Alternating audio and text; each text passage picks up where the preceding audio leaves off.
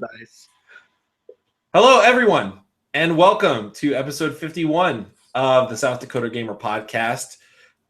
We are absent a member today, unfortunately. Not me. Not Dave. We're not absent Dave. So we got the he only does everything Dave man.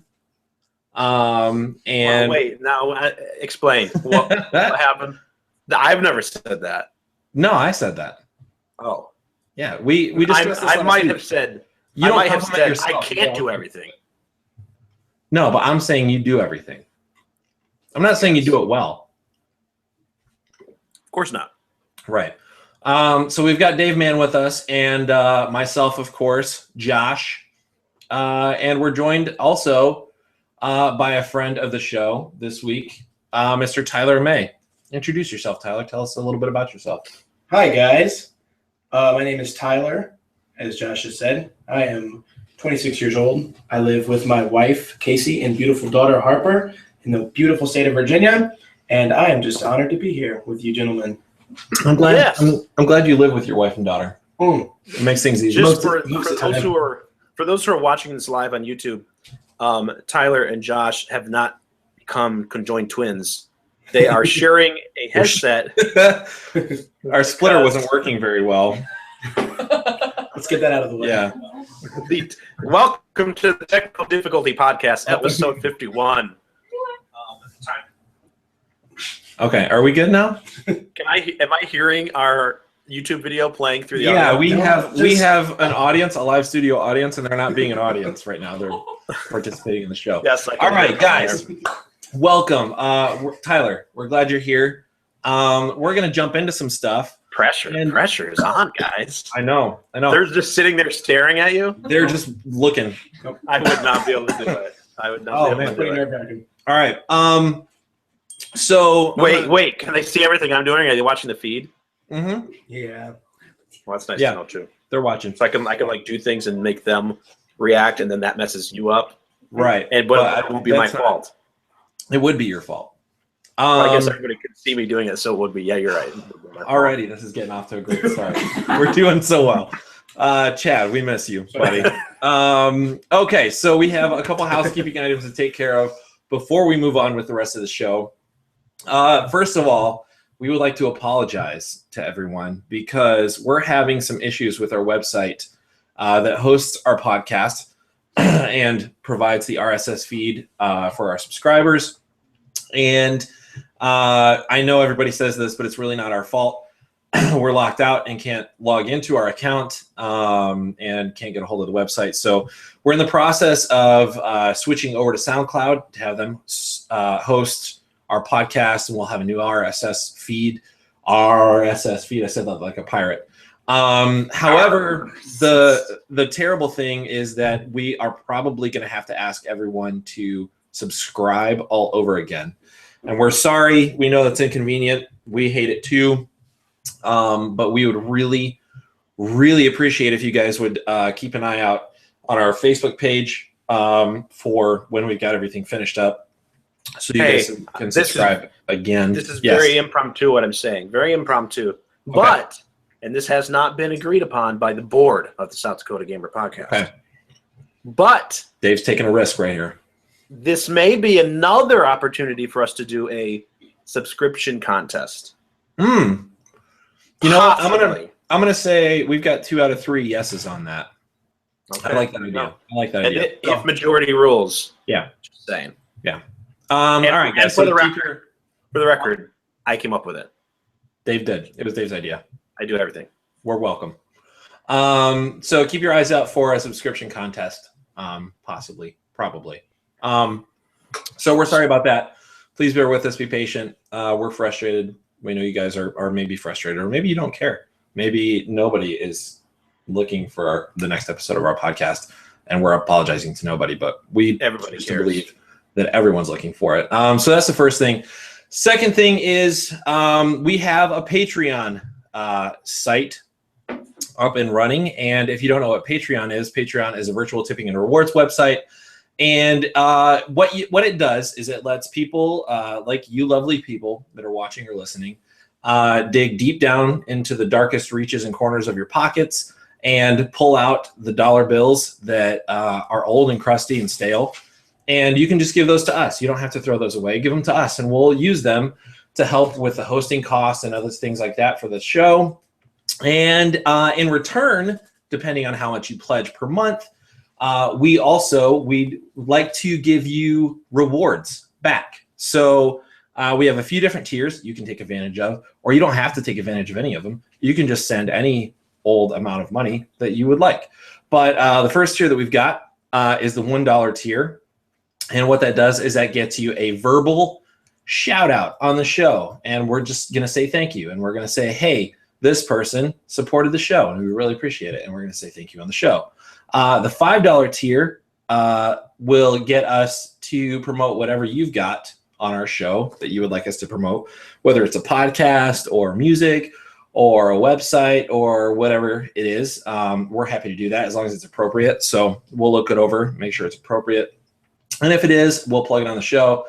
And then we've got a $10 group, and that includes all the rewards from the other two tiers, plus a guaranteed 1-hour gaming session with the host or hosts of your choice every week. And here, I said this last week, but I would also like to say that if you can't swing that, but you would like to do some gaming, because that's what this podcast is all about, go ahead and shoot us your information. And if we can possibly do it, we would love to game with you. But the $10 tier just allows us to guarantee that 1 hour. We all do have full-time jobs, and so it's hard for us to budget the time. But that $10 tier guarantees the 1 hour gaming session. So that's what we've got. Speaking of Patreon, we do have a couple people that are supporting us on our Patreon page. The first one is Evan Steele. And he told us he's doing the $5 tier, but he told us he doesn't have anything that he wants to promote. He's just doing it because he loves the show and he loves video games and he likes us as people, and he's a cool guy. So thank you, Evan Steele. Also, Evan's brother Jake, aka Paco. I don't think he likes being called Jake. He said, and I quote, "Could you please give a shout out for my buddy's candle company, East Coast Candle Company, hand-poured soy candles. East Coast Candle Company. Sorry, I'm going to start that over. EastCoastCandleCo.com. So you guys should check them out. EastCoastCandleCo.com. As a matter of fact, we could probably put a link to that website in the description for the YouTube video if you guys would like to check them out. So thanks, guys. We really appreciate the support. Jethro, get on that. Yeah. Mm-hmm. Jethro's the guy behind the camera. Oh, Jethro, do that. All right, and then just real quick, we also have some Facebook. Nope, I'm gonna start that over too. We've also got some T-shirts. We've got some Facebook available, guys. We've got some T-shirts that we're selling, and they're pretty cool. Dave designed those, and we've got a link on our Facebook page that we'll keep posting, and they're pretty awesome. Dave's got a catchphrase T-shirt. I've got a catchphrase T-shirt. We've got a South Dakota Gamer T-shirt available. Chad's got an Uncanny Comics T-shirt available. I think I'm going to do one for Chad. And we may end up with multiple catchphrase T-shirts for each person. Yeah. But I think one, and I'm working on it, maybe people that are listening can chime in, say whether or not they like it. But I'm thinking of doing one that says, if you don't listen, you're real dumb. Yeah. That's right. That's it. Nicely done. Nicely done. All right, so look for that one, guys. Look for that one soon. So that is all. I think that's all the housekeeping items that I've got. Like us on Facebook if you haven't done that already. I don't understand why you wouldn't do that. So do that. Dave, you got anything that we need to mention?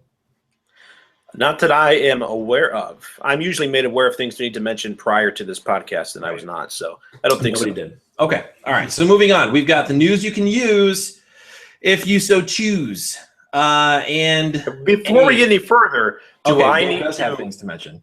Well, it wasn't a mention prior to the podcast. It's just sort of a subtext to everything when we get going. When we get to topics, should I introduce that so you don't have one prepared? Do you have one? I don't have a song prepared, but I was thinking of instead of like how you just went. Here's the news you can use if you so choose. Like if I said, and next, here's the topics of interest, and then you do your little. Okay, do that because then it'll be cool for the people listening. Okay, but remind me because I might forget.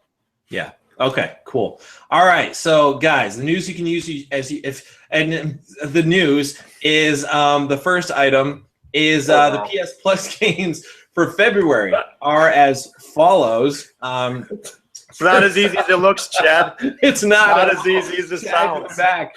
All right. The first game that we've got is Helldivers. And I have not played this game. Dave, have you played this? No, I've not heard of it. I sounds against my religion.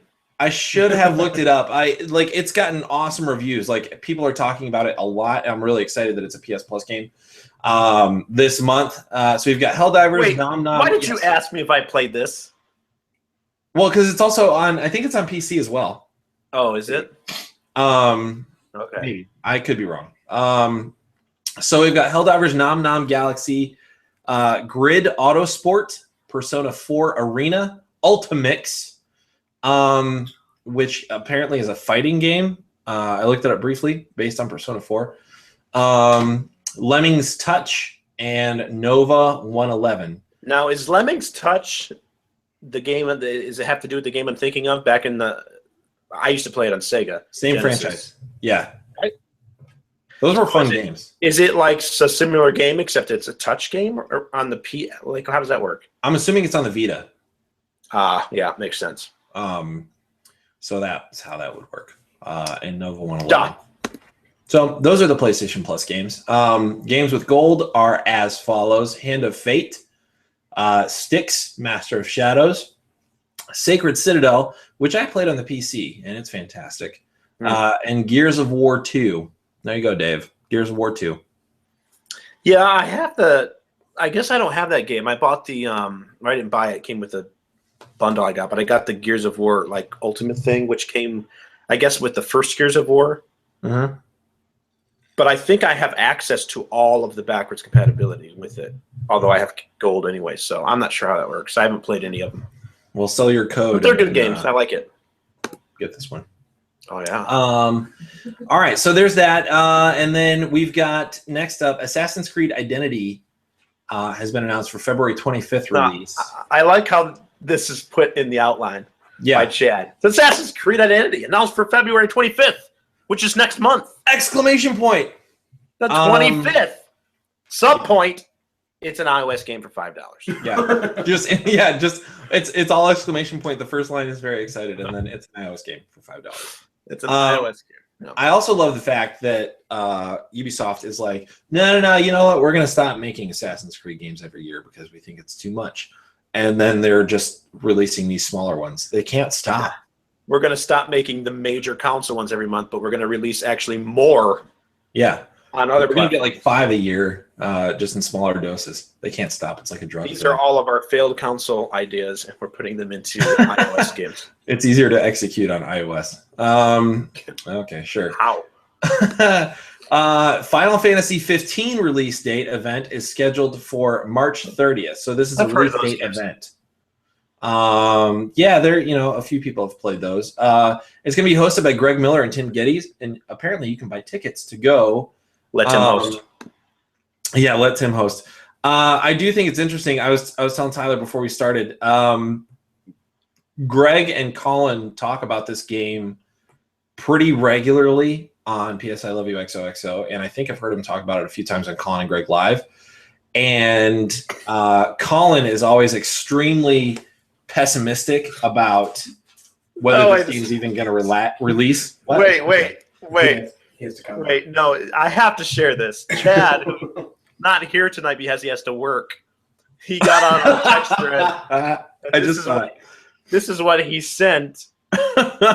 No. Sharing earbuds. Oh my God. I knew that was coming. We talked about that before we knew it was going to be a thing. Oh, man. We're buddies, guys. It's fine. Chad's still going to make it onto this podcast. I embrace it. I'm not even. Based off of how we're going, he might be able to join live because he'll be off of work by the time we're That's true. through with this. All right, Chad. We appreciate you. And cool. Yeah. Anyway, so Colin is always very pessimistic about the fact that he doesn't even think that Final Fantasy 15 is going to release this year, even though they've been promising it. And he said, the quote from him was, "I will believe that it's releasing in 2016 when I have it in my hand, like sliding it into my PS4." That was his quote. He's been really harsh on them. So I think it's funny that Greg and Colin are not hosting this event. Greg and Tim are hosting this event.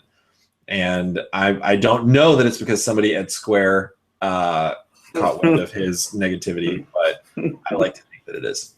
Colin does not hold any punches when it comes to no. Colin speaks his mind regularly. Which there needs to be somebody like him. He's very much needed.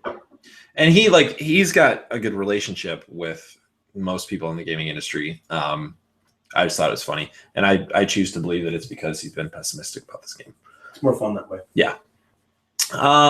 Next up, so apparently you can buy tickets for that. So that's a release date event. So they'll be announcing the release date. Excuse me. Probably showing more footage from the game. You can buy tickets to go to that if you would like to do that. Next, we've got EA had an earnings call where a new Battlefield game was said to be scheduled for holiday of 2016, but Mass Effect and Titanfall won't be until early 2017. How you feel about that, Dave? Mass Effect being delayed until 2017. I'm bummed. It's been a long time since we had a Mass Effect game. Mm-hmm. How do you feel about the fact that there weren't another Titanfall? The fact that Titanfall is also delayed. Now, if I heard they were working on Titanfall prior to Mass Effect, I would think that was kind of they need to get Mass Effect out. Titanfall was a good game and a fun game. It was just it came out at the right time, away from the big shooters in the fall,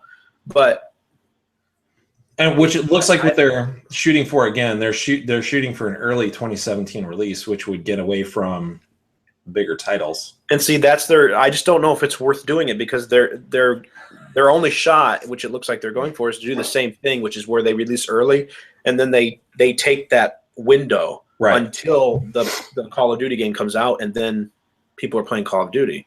Yeah, I don't know. I feel like the market doesn't need this.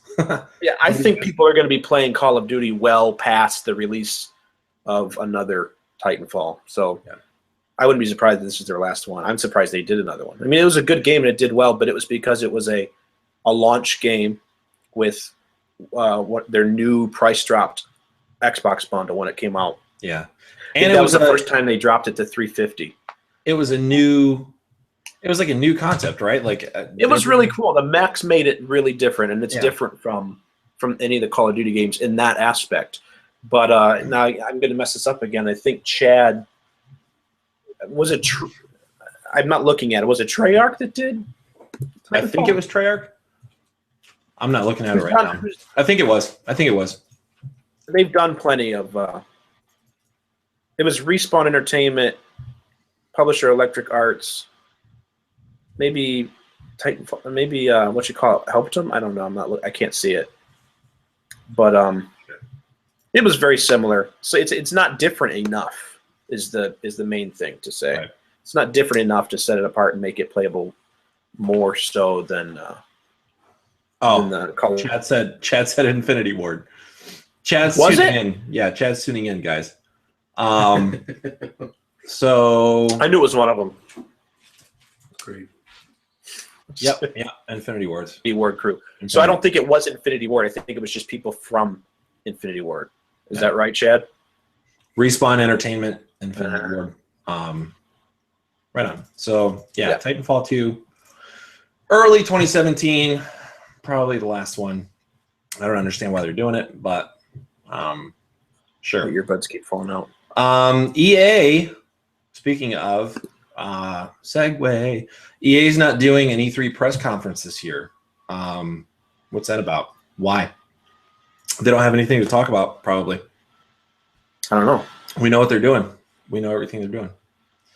I mean, if they have a new Battlefield game scheduled for 2016, why are they not talking about it?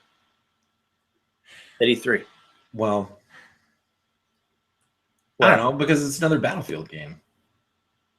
I'm assuming it's a lot of it's a lot of money to have your own press conference at E3, and maybe they know that everybody's going to be like, "Oh, cool, another Battlefield game." I'm sure they're making decent money on it, but it may not be worth the marketing cost. Bethesda is doing an E3 press conference for the second time, though, this year. So is that another Elder Scrolls game, Dave? What do you think? I think it would be welcomed by just about everyone. Yeah, I think it'd be a welcome break from Elder Scrolls Online. Yeah, I mean that was which fun I know people that are still playing it, but that kind of fell off too, didn't it? You played it a little bit. Yeah, it didn't connect like Skyrim did, or any of the previous ones. The idea was very cool, and we had fun, but it was, we talked about this a little bit in the last episode, where why do we like playing games online? What is it that we like about it? And most of it is just the camaraderie and being with your friends on the call or in the headset and all that stuff. And that was there, albeit it was a different group of friends, but we were still friends nonetheless. But the game still does play, and this is proof of it, does play a part in all of that. A game like Call of Duty is much more fast-paced and chaotic at times than an Elder Scrolls game, where you could be running to a quest for 10 minutes. I mean, it's just different. It didn't connect, and we kind of fell out of it. It wasn't not fun, but it wasn't fun enough. Tyler, have you played many MMOs? I have not. I'm in the gaming arena, and Josh and I were just talking about this before we got on the podcast, but in the gaming arena, I've been pretty slack the last few years, if I'm being honest. And I've played quite a bit. I've gamed quite a bit, but it's been very narrow. And what I've been playing, because my time's been kind of limited, because getting married and having kids tends to do that. For me. But yeah, everybody's different, because some guys do it very well. But maybe my time management is not as great. What are you trying to say? I'm just... You know what I'm talking about. What are you trying to say? Some guys do it so well that they don't need it to continue. We were just talking about this though. Like Chad, it's amazing to me that Chad has any time to game. I don't understand. He's got going on. It doesn't. He finds time to play it, and it's bizarre. I don't know how he does it. You remember one time when it was this was before Uncanny Comics opened. Uncanny Comics opened, and he was just doing Zesto, but he also was working some other job too, and he was teaching Sunday school, and he's got the kids and everything else. There's other things in there that I'm thinking, but just the fact like him being able to sit down and play a game as much as he does. Like Chad is like obviously like honestly out of all my friends that I know personally, he's probably one of the best like organizers as far as time. Yeah. I mean, a lot of other good things I could say about him too, but just that specific thing. I've decided he's a robot and he doesn't I'm terrible. Sleep. So the time that we're sleeping, right, those 8 hours he's utilizing to do something. Chad plugs himself in to recharge, and then he just plays games. While he's recharging, he can play games, so he multitasks there too. But see, he's not. It's like I have more free time. I'm not married. I work a job where I'm gone on the weekends, and when I'm home for the week, I can do whatever I want. I don't have to. And somehow, it's like Chad has more time than me, but he doesn't. It's just he organizes it way better. I always am running out of time when I have a ridiculous supply of it because I don't manage any of it. Chad's an enigma. We need to make that the topic of interest next week. Chad's life. And ask Chad how he. We're going to delve deeper into the man that is Chad Viss. Or as some people say, Vist for some reason because they don't know how to pronounce it. I don't know why. It's 3 letters. It's 3. Yep. Just as it sounds. Well, let's remember Or to do it looks exactly as it sounds. Actually, I'm interested to hear about Chad's life. every detail. Yeah, I mean, like the birth recently. Yeah, I mean, I'm just kidding. But we want to hear all about it. yeah, how he manages that his was time, that's the big a point. huge tangent, and I don't. Oh, because we were talking about Bethesda, and then we started talking about And my other time things, but- management, my life. Yeah, and you were definitely looking for a reason to get Isaac to talk since he's been sitting there silent for Well, my name's Tyler. So Tyler. When I say Isaac, He said Isaac. I don't know why I said Isaac. He's dead to me, and his kids.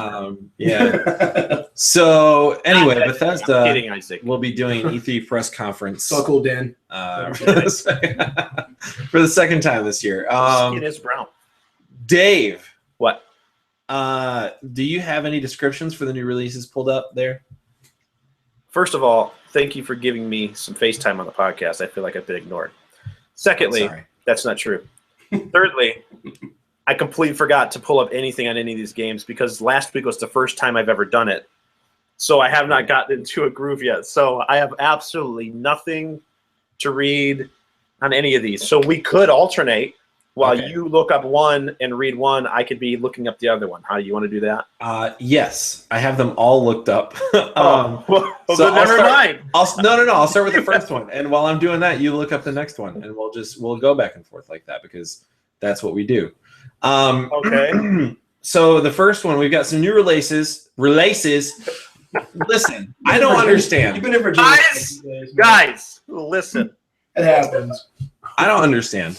I'm frustrated with myself, so nobody else has to get frustrated with me. Okay. All right. So first up, we've got. I'm not sure exactly how you pronounce this, but I'm going to take a shot and say that it's epsidoe. No, that's what I'm looking up. Dave. It's the first one on the list. The first one is Tales of Symphonia. Oh no, it's not. Not on mine. Yes, it is. I'm sorry. I don't have that looked up though. Fine, you read about Albedo or Albatross or whatever it is. I'll look up Tales of Symphonia. I don't have that one looked up. Oh man, I'll look it up. So I hope you've enjoyed the South Dakota Gamer Podcast. This is our last one. We lost everyone. Okay, here we go. Albedo, Eyes from Outer Space. You are John Teen. Wow. All right, guys, have a good night. Tyler, do you want to take a shot at this? All right, I'll read this. I'm just reading this, right? Yep, Yes. just read it. All right. Put some emotion into it. You are John T. Longy? Longy. Yeah. You are John T. Longy, a night watchman at Jupiter, a secret base set in an old, partially abandoned research facility in a remote countryside location. Remote. Not in a remote countryside. But anyways, that's who you are. Nobody can communicate. That's who you are. You can't communicate on a podcast. Yeah. You're failing at life. All right. Jupiter is the main laboratory of the Olympus Group. All right. And they kind of leave you right there because you want you to Yeah. beat the game and play it. And see. It's an indie action adventure, sci-fi, dark humor. Those are the tags that are used on Steam to describe this game. So there you go, guys. That's one down. All right. So I am tackling Tales of Symphonia, which is coming to the PC. Now these are all coming. Like, what's the date? We don't have dates. We just have. Are they? They released today? Well, I closed the tab for Oh, that's Albedo. I will have the date for Calendula though. A Steam release for this game is slated for February of 2016. This Wikipedia article could not be updated, so it might have released today. But anyways, Tales of Symphonia, Tales from Symphonia, or Tales about Symphonia, whichever, however you want to say it. It's Japanese, that's why we're screwing it up. It's a Japanese role-playing game released for the Nintendo GameCube on August 29th, 2003 in Japan. It is published by Namco and is the fifth core product of the Tales series. The game was localized for North America on July 13th, 2004, and in Europe on November 19th, 2004. In Japan, the game was ported for the PlayStation 2. I feel like all of this information is irrelevant. The game takes place in a fictional world called Silverant and follows Lloyd Irving. Lloyd accompanies his childhood friend, Colette Brunel, who is designed, I'm just saying how I think they would pronounce their names. They are destined to go on a journey to save their world, and as their journey progresses, they learn that saving Silverant endangers Forget this game. Who wants to hear about this? Tefalawa. I think world parallel to their own. The game's central theme is Kimi to Hibiki RPG. It starts going into spin. It literally has Japan symbols. Why did you, I understand why you thought that this wasn't the first one, because you don't want to read any of it. It's an RPG that resonates with you. Go ahead. Wow. Listen, okay, wait. I have to jump in here and say that we're not people want to play this game. Tales of Symphonia is a big deal. Yeah. They're not sponsoring this podcast, clearly. So they're not sponsoring this one. It is a big deal, though. Not my cup of tea, but yeah, mainly because I don't like huge pieces of crap in my tea. Wow. Okay. I'm just kidding. But Colin, am I right? Colin, who doesn't listen to this, am I right? Yeah, he does. Next up, we've got Calendula. I'm going to assume that's how it's pronounced. It's releasing February 2nd, so possibly today, if that's when you're listening to this. What is Calendula? Calendula is an experience. Calendula is a mystery. Calendula is a glass full of blood. Calendula is an experiment. Calendula is an atmospheric game. Calendula is a flower. Calendula is your deepest secret. Calendula. I feel as if personally, I feel as if we need to read these prior to starting the podcast. No, this is how they chose to. I would want to say it. This is how they chose to. This is how they chose to market their game. So I'm gonna. There's a little bit. There's a section that says about Calendula. So Calendula begins as an unusual game until it is not anymore. A usual game until it's not anymore. Players' goal will be to unveil the mystery behind an apparently broken game, but it won't be easy.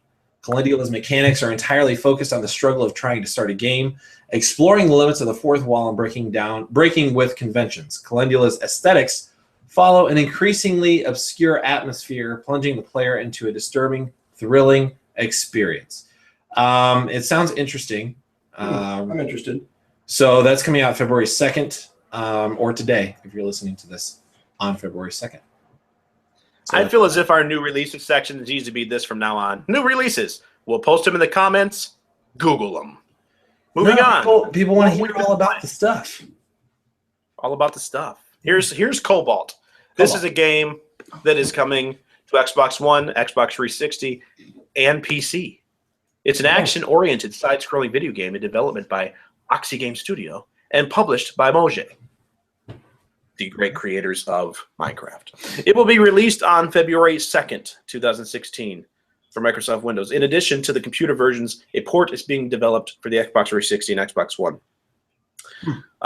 Basically, it is just a game that supports several different modes, such as Capture the Flag, Deathmatch, Team Strike, Survival, and also an upcoming Adventure mode. Along with these features, players can create their own maps with their map editor in-game.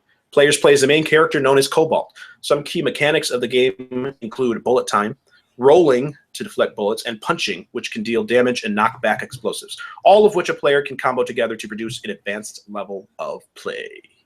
Sweet. All right. Next, we've got Crypt of the Necrodancer.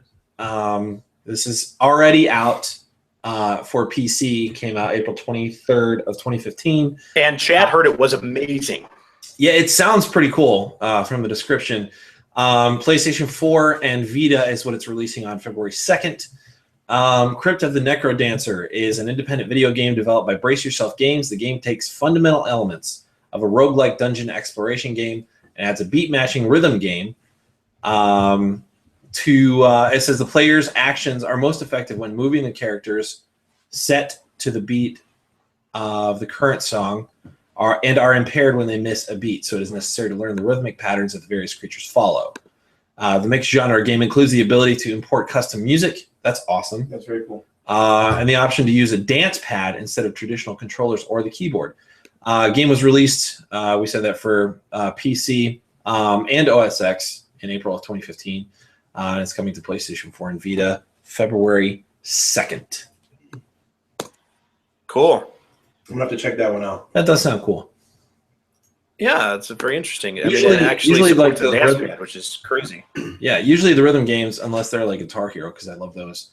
Usually those games are not my jam, but the fact that it's got like the dungeon roguelike stuff That's really cool. That might be cool. Well, moving on for the PS4 and the Vita, releasing is Digimon Story Cyber Sleuth. This sounds cool. Yeah. The players assume the role of either Takumi Aba or Ami Aba. Okay. Aba. Abi? Ami? Don't know. Abu? Japanese Aba? names. I'm an American. Don't know. I don't know anything. Just let me buy the stuff from them and use it. They're male and female Japanese amateur hackers. They receive a device called a Digimon capture from a mysterious creature in a chat room, which allows them to capture and befriend Digimon. Creatures who inhabit a next-generation version of the internet called Cyberspace Eden, which users can physically enter. And after traveling to the lowest levels of Eden, they are attacked by a data-based entity called an Eater, who leaves their bodies half-digitized, and find that they can now freely travel between the real world and the virtual world via terminals. They are approached by a woman named Kyoku Kurum. I just got very self-conscious because I realized your girlfriend is in the room. And now I don't know how to pronounce any words or names. Don't worry about it. Head of the Kurime Detective Agency, who recruits them as part of their cyber division. It is releasing for the PlayStation Vita on March 12th in Japan, February 2nd at the NA place, and February 5th in Europe. PlayStation 4, it's coming February 2nd and February 5th in Europe.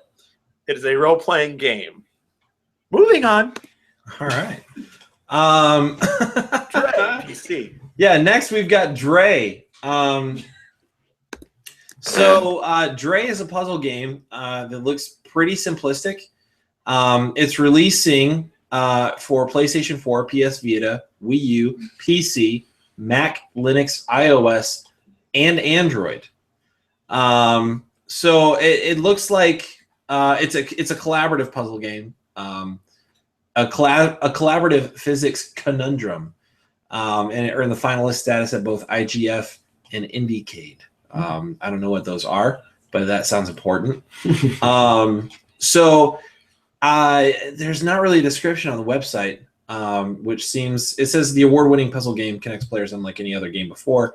So if you think like iOS puzzle game, but social, it looks like you're stacking things, and maybe players are stacking things together. I'm just looking at pictures on the website because there's no description, but it looks interesting. I'll definitely look for this on my iPhone tomorrow or today if you're listening to this on the 2nd. So that's Dre, Dreii. Excellent. Okay, coming to the PS4 is Gravity Rush Remastered. Now, I don't have a PlayStation 4 yet, or PS4. I had a PS3 when I wanted to play like some Metal Gear games. I would buy them from Best Buy. I would rent the game, beat it, and then take it back within the return policy. Totally legal, and I enjoyed The Last of Us like that. I enjoyed Metal Gear Solid 4 like that. I enjoy doing that. But anyways, this game originally was released in 2008, or actually development began for it in 2008 as a PlayStation 3 project. But a sequel called Gravity Rush 2 and an enhanced version of the first game, which is this, Gravity Rush Remastered, is set to be released for PlayStation 4. So this came out back in the 2009, I'm assuming. I don't see when the original release was. But anyways, it's a game set in the floating city of Hexville. The story begins with the player character, a girl called Kat, who has lost her memory. She then runs into a mysterious black cat that gives her the power to control gravity. Kat uses this ability in order to protect people from the threat of a gravity storm and the Nevi monsters that have appeared along with it. So Sony Computer Entertainment published this, and it was developed by Project Siren and Blueprint Games for the PS4. Okay. I know this is another game that's a big deal to people. The screenshots it looks very good. I mean, the graphics are very interesting, and the artwork, it looks very good. Coming to PS4. People are really upset that it's not coming to Vita yet. But I was sorry about that. assume it's probably not going to come to Vita. Next up, we've got Mega Dimension Neptunia 7.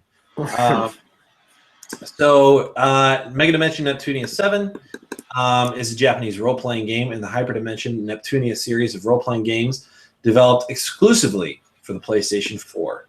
A Western release has been announced for 2016, and we know now that that is February 2nd.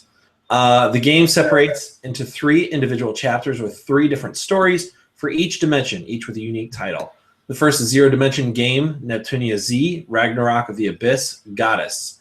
Neptune and Nepgear are blown into the zero dimension where they stumble across Uzume and an adult-sized Neptune. Hyperdimension Neptunia G, Gold Vanguard, Gamindustry, Existence of Change is the second. And then the third is Heart Dimension Game Neptune H, Trilogy Final Into the Legend. I think those may be lackluster translations from the original Japanese. But this looks, if you're into Japanese role-playing games, this looks like it's going to be right up your alley. I don't think I've ever played any games in this series. But check that out if you would like to. That's coming out February 2nd. Oh, cool. For the PS4. Another game coming to the PS4 and the PS3, Nitro Plus Blasters, Heroines Infinite Duel. Now, this, I would like to say, is another game on a rather large list of games that I have not ever heard of, nor have I. I mean, I know there's a lot of people that play these, but yeah. I just want to say this is the most difficult new release list that we've ever had. And it figures it would be on the South Dakota game. I mean, this is ridiculous. Yeah. Not only have I never heard of these, but I can't pronounce half of them. Yeah. And this one right here, another example. I was going to read like, oh, it was a sequel to the, and then it's like Dojin Game Nitro Royale Heroines Duel. It's just, I don't know anything about this. This is a fighting game. So those of you that like fighters, this is a game that you might like. I do know, like, if you fight, like, you know, Mortal Kombat or Killer Instinct, this does not immediately mean you're going to like this, because this is a bunch of Japanese-drawn women with elf ears and purple hair and very provocative clothing and weird weapons. I'm looking at the picture here. You want to Google it? Go ahead and Google it. It is bizarre looking. Somebody needs to hire you as a copywriter for their game when they produce it. They just need to send it to you and be like, what would you write about this? For a comedy show, maybe. Yeah. I know games I like. I can talk about games I like. I'm not a huge fighter person as it is. But if I needed to get my fighting fix, I would get it with a very simplified fighting game. Or one of the big popular ones. This one, I'm not saying it's not popular in certain areas, but I've never heard of anything like this. This looks like that old game for, I can't remember what console it was, N64 or something, where it's just a bunch of girls playing beach volleyball, and it's like over-exagerated. It looks like a big bag of strange weapons were thrown at them, and they told them to kill each other. Yeah, and then this is what they're doing. They're like, okay, we'll do that now. That's what it looks like. All right, cool. But that's coming to the PS4. They are not sponsoring this podcast either. No, it is not sponsored podcast. It is also February 2nd. Yeah. I'm seeing a pattern here, I think, with the February 2nd. Next is Not a Hero. It's a tactical shooter video game developed by UK-based indie development studio Roll7. And it released already on May 14th, 2015 for PC. And it is coming to PlayStation 4. PlayStation 4, February 2nd. So it's the plot is as follows: the anthropomorphic purple rabbit bunny lord has traveled back in time from 2048 to be elected as mayor to save the world as it is known from total destruction and alien invasion. During this candidateship, he needs to show the citizens why he should be elected and sets up freelance anti-heroes to clean up crime in the city under his name. It's a 2D cover-based shooter where the player must fight their way through buildings to kill criminals and do their duty of one major objective and 3 minor objectives. That sounds interesting. I don't have any experience with this game yet, but I'm definitely looking that up. That sounds pretty cool. And I love that there's a purple bunny overlord guy that's time traveling. Cool. I'm in. Cool. Purple bunnies make everything better. Yeah, absolutely. Coming on February 3rd to the Xbox One and PC Oh, February 3rd. Come on. is a game called Fortified. Now, just looking at Fortified real quick, it reminds me of a Pixar movie, the artwork. It's cartoonish in that Pixar way that they do things, however you want to say that. It is developed and published by a company called Clapfoot Incorporated. Fortified is an explosive strategy shooter where players will defend the Earth against a menacing Martian invasion in the 1950s. Play as one of 4 pulp-inspired heroes as they fight swarms of terrifying robots with an arsenal of Cold War-era weapons and experimental technology. Protect a city by building a network of defensive structures, commanding an army, and jumping into battle against dangerous skyscraping attackers. Fight for Earth alone or with up to 4 players for the ultimate co-op defense experience. They're claiming it's I almost said gender-bending gameplay, but it's genre-bending gameplay. Fortified combines third-person shooter, real-time strategy, and tower defense mechanics in an exciting new way. Genders are how that would work. It's 2016. Anything's possible. genders are very concrete in this game. That was just Genders are that gender in this game. They don't do. Yeah. Okay. Yeah, it looks interesting. It looks interesting. It sounds interesting. You can get it for $15 It on almost the sounds a lot Xbox. more interesting. Okay. Cool. The last one we've got on our list is XCOM 2. Everybody listening to this podcast, I'm sure, probably already knows what XCOM is. It's a turn-based tactical video game in development by Firaxis Games and published by 2K Games. So this is coming out on February 5th of 2016 for PC. And XCOM's a big deal. It's a big game. As far as I know, the original XCOM was still getting DLC up until very recently. I feel like I've never played it. I've watched gameplay. I was actually considering getting it in preparation for this game releasing. But this game is set in 2035, 20 years after the events of XCOM Enemy Unknown, which is the original, in a scenario in which humanity was defeated by aliens. XCOM proved incapable of attenuating the alien threat and was quickly betrayed by the Council Nations, who surrendered to the aliens. Shortly after the invasion began, XCOM became nothing more than a resistance force and went off the radar to avoid persecution at the hands of the aliens. Most of its members either submitted to alien rule and left behind their past, or some, like Central Officer Bradford, refused the alien administration and went into hiding. Earth is now controlled by the aliens through the puppet Advent administration, and XCOM has been long forgotten. Members silenced and records erased. Advent has done much to gradually improve public opinion of the aliens, most notably to the propagation of the beliefs that aliens came in peace and that the forces of Earth retaliated aggressively and with prejudice. So the player is again going to assume the role of the commander, who basically you're continuing the resistance against the aliens, and it sounds awesome. The first game looked awesome. Again, I haven't played it, but this game, this has been a very anticipated game. Apparently, so the first one, it was again turn-based, like kind of a tactical game, and you would take over territories. And this one is supposed to do kind of the same thing, but improve on a few gameplay elements. So I'm interested. I'd like to play it. I probably will play it at some point. So that does it for the new releases. So I think what we would like to talk about now. Thank God it's over.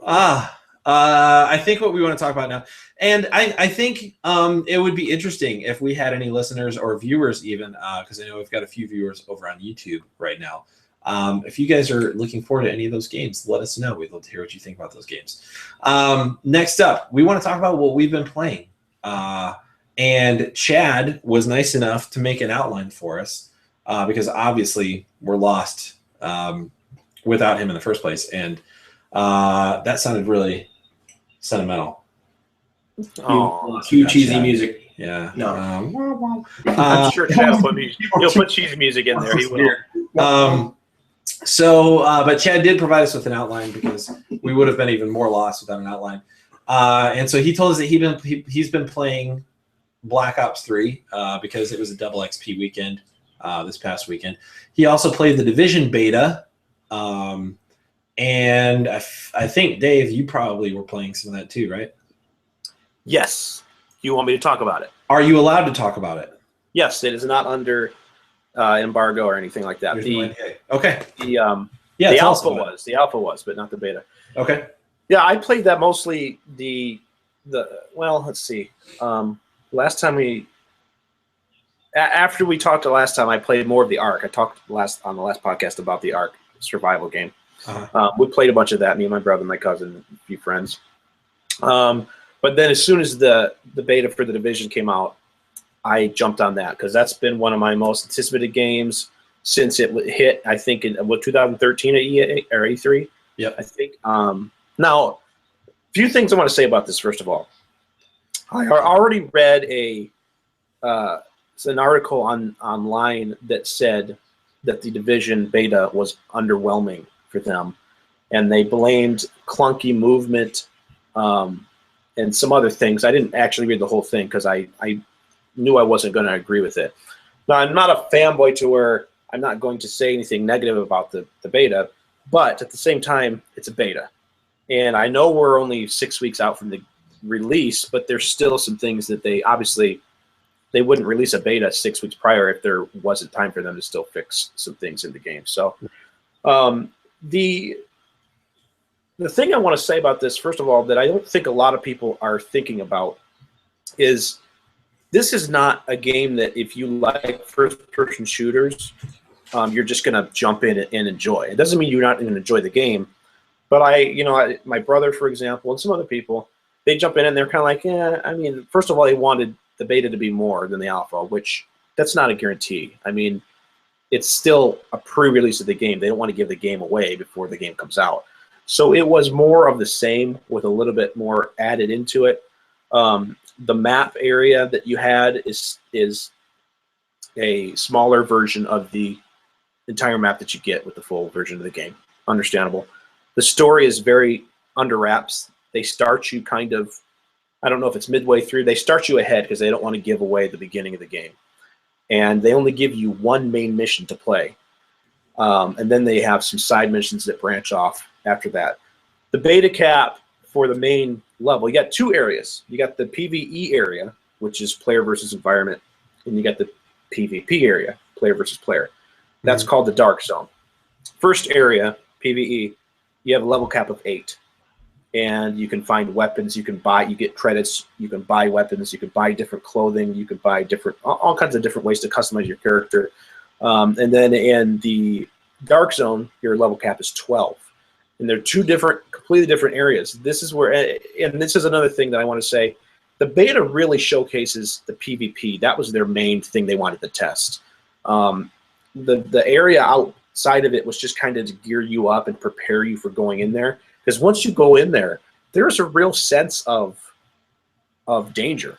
When you go out there, there's other players, and anybody out there can attack you and kill you without warning. You don't have to do anything. You don't have to engage them for them to engage you back. It's just you're out and you're vulnerable. And if you're by yourself, it's really when it's a dangerous thing. The way they have it set up for people that don't know is you're all part of this unit called the Division. And you're going into this version of New York City, Manhattan specifically, that has been plagued with some type of virus outbreak. And there's big quarantine areas. There's different factions of people. There's these guys called the Cleaners who basically travel around in like hazmat suits with flamethrowers on dump trucks. And they think the way to get rid of this virus is to just burn the city to the ground. So they take people that they find that are infected, they kill them, they burn them. They're called the Cleaners is what they're called. And they're an NPC faction that is always present in the game. But anyways, you go out into this world, so you're all kind of supposed to be on the same side. But if you decide that you want to not work together, which is called going rogue, and you attack somebody, You get marked as a rogue for a certain amount of seconds. The more you attack somebody, the higher that count goes. You can actually get into a phase that's known as I can't remember what it's called, but it's a meter that counts down from 5 minutes. And if you survive being rogue, you get a little bit of an XP boost and some DC cash or credits. And anytime you're killed in the dark zone, you lose a little XP and you lose some credits. And if you're carrying any dark zone equipment, you lose some of that too. The whole point of going into the dark zone is that's where all the best loot is. You go over there, you play NPCs or you play against other players, and you get much better loot than you get anywhere else. You keep upgrading your guy and upgrading your guy. But if you die as a rogue, you lose a considerable amount. You lose way more. So there's it was well balanced. There's a penalty for going rogue if you get killed, which most people from experience, if you show up on the map when you're rogue. That's another thing that I liked about the game in the dark zone. When you're not rogue, there's a stealth element. A lot of people are saying, "Oh, I wish you could go prone," or "I wish you could crouch and hide." Well, this is something that's different from like first-person shooters, unless you're playing like on a hardcore in Call of Duty or something. There's no way to identify anyone on the map or in sight unless you see them moving around.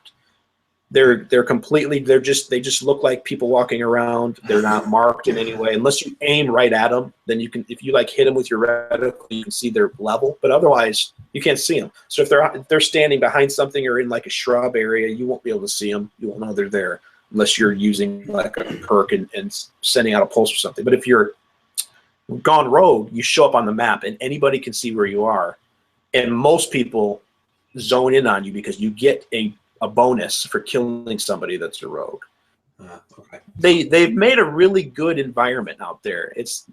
The city looks great. The environment looks great. The weather, the day cycle, day night cycle, everything I thought was fantastic. The movement is very Gears of War-esque as far as the cover system, firing from behind cover, snapping to cover, putting your, like if you're behind cover and you put your cursor like over another cover, it'll show a little line like how you're going to get there.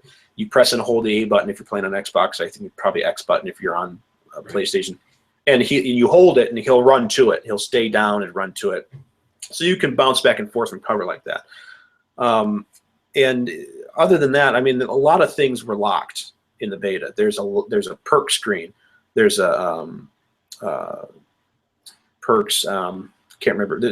They're not all called perks, but there's perks, and then there's some other things that help you, some bonuses, and there's another screen, and they're locked during the beta. Customizing your character, they said, was much more extensive. In the beta, you could like randomize a female or a male character. But I really much enjoyed the game. I put over 16 hours into the beta. Oh, wow. And got pretty much the highest loot that I could get, at least from my assault rifle. They have like a basic level of weapons. They have a superior level, an advanced level, and then an excellent level, something like that. There's different levels. And then there's also ways you can customize your character's apparel. I mean, they have different hats you can wear, neck warmers, undershirts, jackets, pants, shoes, different things to customize the look of your character from somebody else, which I thought was interesting. And they also saying that you can customize your guy more. I mean, there's going to be different types of facial hair color, hairstyles. I would be surprised if they had, facial markings and stuff like other games do. That much detail is interesting in a game like this. I got a lot out of it, and the Tom Clancy feel over top of it makes it very, very cool. There's always that. I mean, because Tom Clancy, a lot of people were kind of underwhelmed a little bit by Siege. Siege is good at what it does. It's very repetitive. Some people can do that over and over and over. Every time I played it, I enjoyed it. I don't own it, so I haven't played the crap out of it to where I got tired of it. But this is an open world RPG. So it's not a first-person shooter, and it's not just a shooter. There's a lot of RPG elements to it that if you're not an RPG player, some people got in the game and they're like, well, I think it feels kind of empty. Well, again, it's a beta. They're not giving you everything. There's obviously going to be a story. There's a story that they're very secretive about that is going to give you something to get through in this game. But the main thing that this is about, and I don't think they're being secretive about, is it's PvP. It's a massive multiplayer online. I think as of right now they have, I don't know how many people are in the Dark Zone, 20-something people at a time. They might bump it. But again, the beta was also, the Dark Zone was a small part that was available. So you didn't get, I mean, it's a big area. So there's lots of places to be. It got a little bit crammed. There was always action, but they did that on purpose. So yeah, when you're in the Dark Zone, unless you're with a group, you're by yourself, and which is obvious. But my point being that you can get ganged up on. I mean, there was a really cool scene where me and my brother and my cousin were running together. There's a 3-man team in the Dark Zone. We had a bunch of loot on us. Here comes this guy up the street running. And I think either my brother saw him first and he called it out. We were in a party chat. He says, there's a guy coming up the street. He comes up and he stops and he sees the 3 of us. I'm aiming at him. My brother's circling behind him. And your characters have, you have this ability on your D-pad. You can hold left, right, or down. The left, you can cycle through different kinds of grenades. The right, you can cycle through different things you pick up, like a water bottle or canned food or a candy bar, which all affect your player in different ways. But on the bottom is your emotes. And you can do things like clap. You can do jumping jacks. You can call someone for help. You can wave at somebody. You can salute somebody. And you can surrender to somebody. And this was seamlessly done where this guy runs up on us, sees these 3 guys here who could easily take him out, and he immediately goes into the emote, and all of a sudden his character puts his gun out, puts his hands up, and stands there like this. That's and crazy. it was just kind of like, I'm cool, man. I'm not trying to mess with you. You guys can take me if you want, obviously. And so we just walked away. That's and he awesome. just went his own way, which was very, very neat. My brother commented and said that was just really cool what just happened. And another thing that I got to experience just a little bit was that they do have proximity chat in this, like the old Halo game, like the original Halo game. That's cool. Where if you're in the Dark Zone and you're not using like your console's party chat, because if you're in a group, if you go to the group manage in the game, they have their own little group thing there, and you hit that, you can hear each other wherever you are. But you can also hear game chat. So if somebody comes up running up on you, you can hear them like in real life. You wouldn't be able to hear them if they're on the other side of the map. But if they're in your vicinity, you can, which was neat. You know, I ran up and I found a bunch of group of guys and I could hear them talking, and they're like, we're just trying to get this loot out, which is, I didn't touch on this too. I don't really get, I can talk about this game forever. Obviously, I've only played the beta. I can't wait till it comes out next month, March 8th. So it's only a month away. But you got to extract things out of the Dark Zone. All the loot you get is not, you can't just take it out. You have to actually go to an extraction zone, call it in, which is you just hold an action button and they shoot a flare up. Then you got to wait for the helicopter to come in. Well, when you shoot that flare up, everybody in the map gets notified somebody's extracting. So that means, hey, there's an extraction coming. We can either run over there and extract what we got, or we can run over there and try to ambush whoever's over there and take their crap.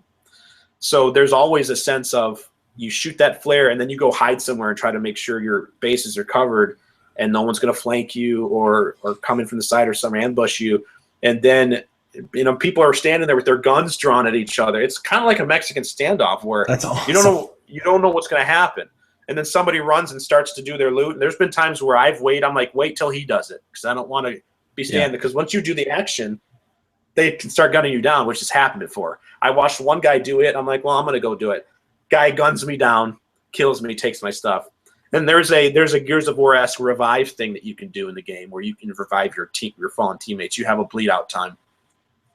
But most people will try to finish you once you're down.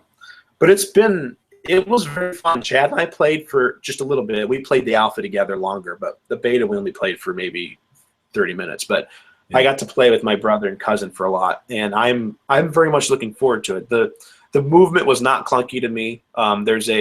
There's a sprint feature where you can just click the button in once, and as long as you're pushing forward or side to side, he stays in a sprint unless you pull back and he'll stop.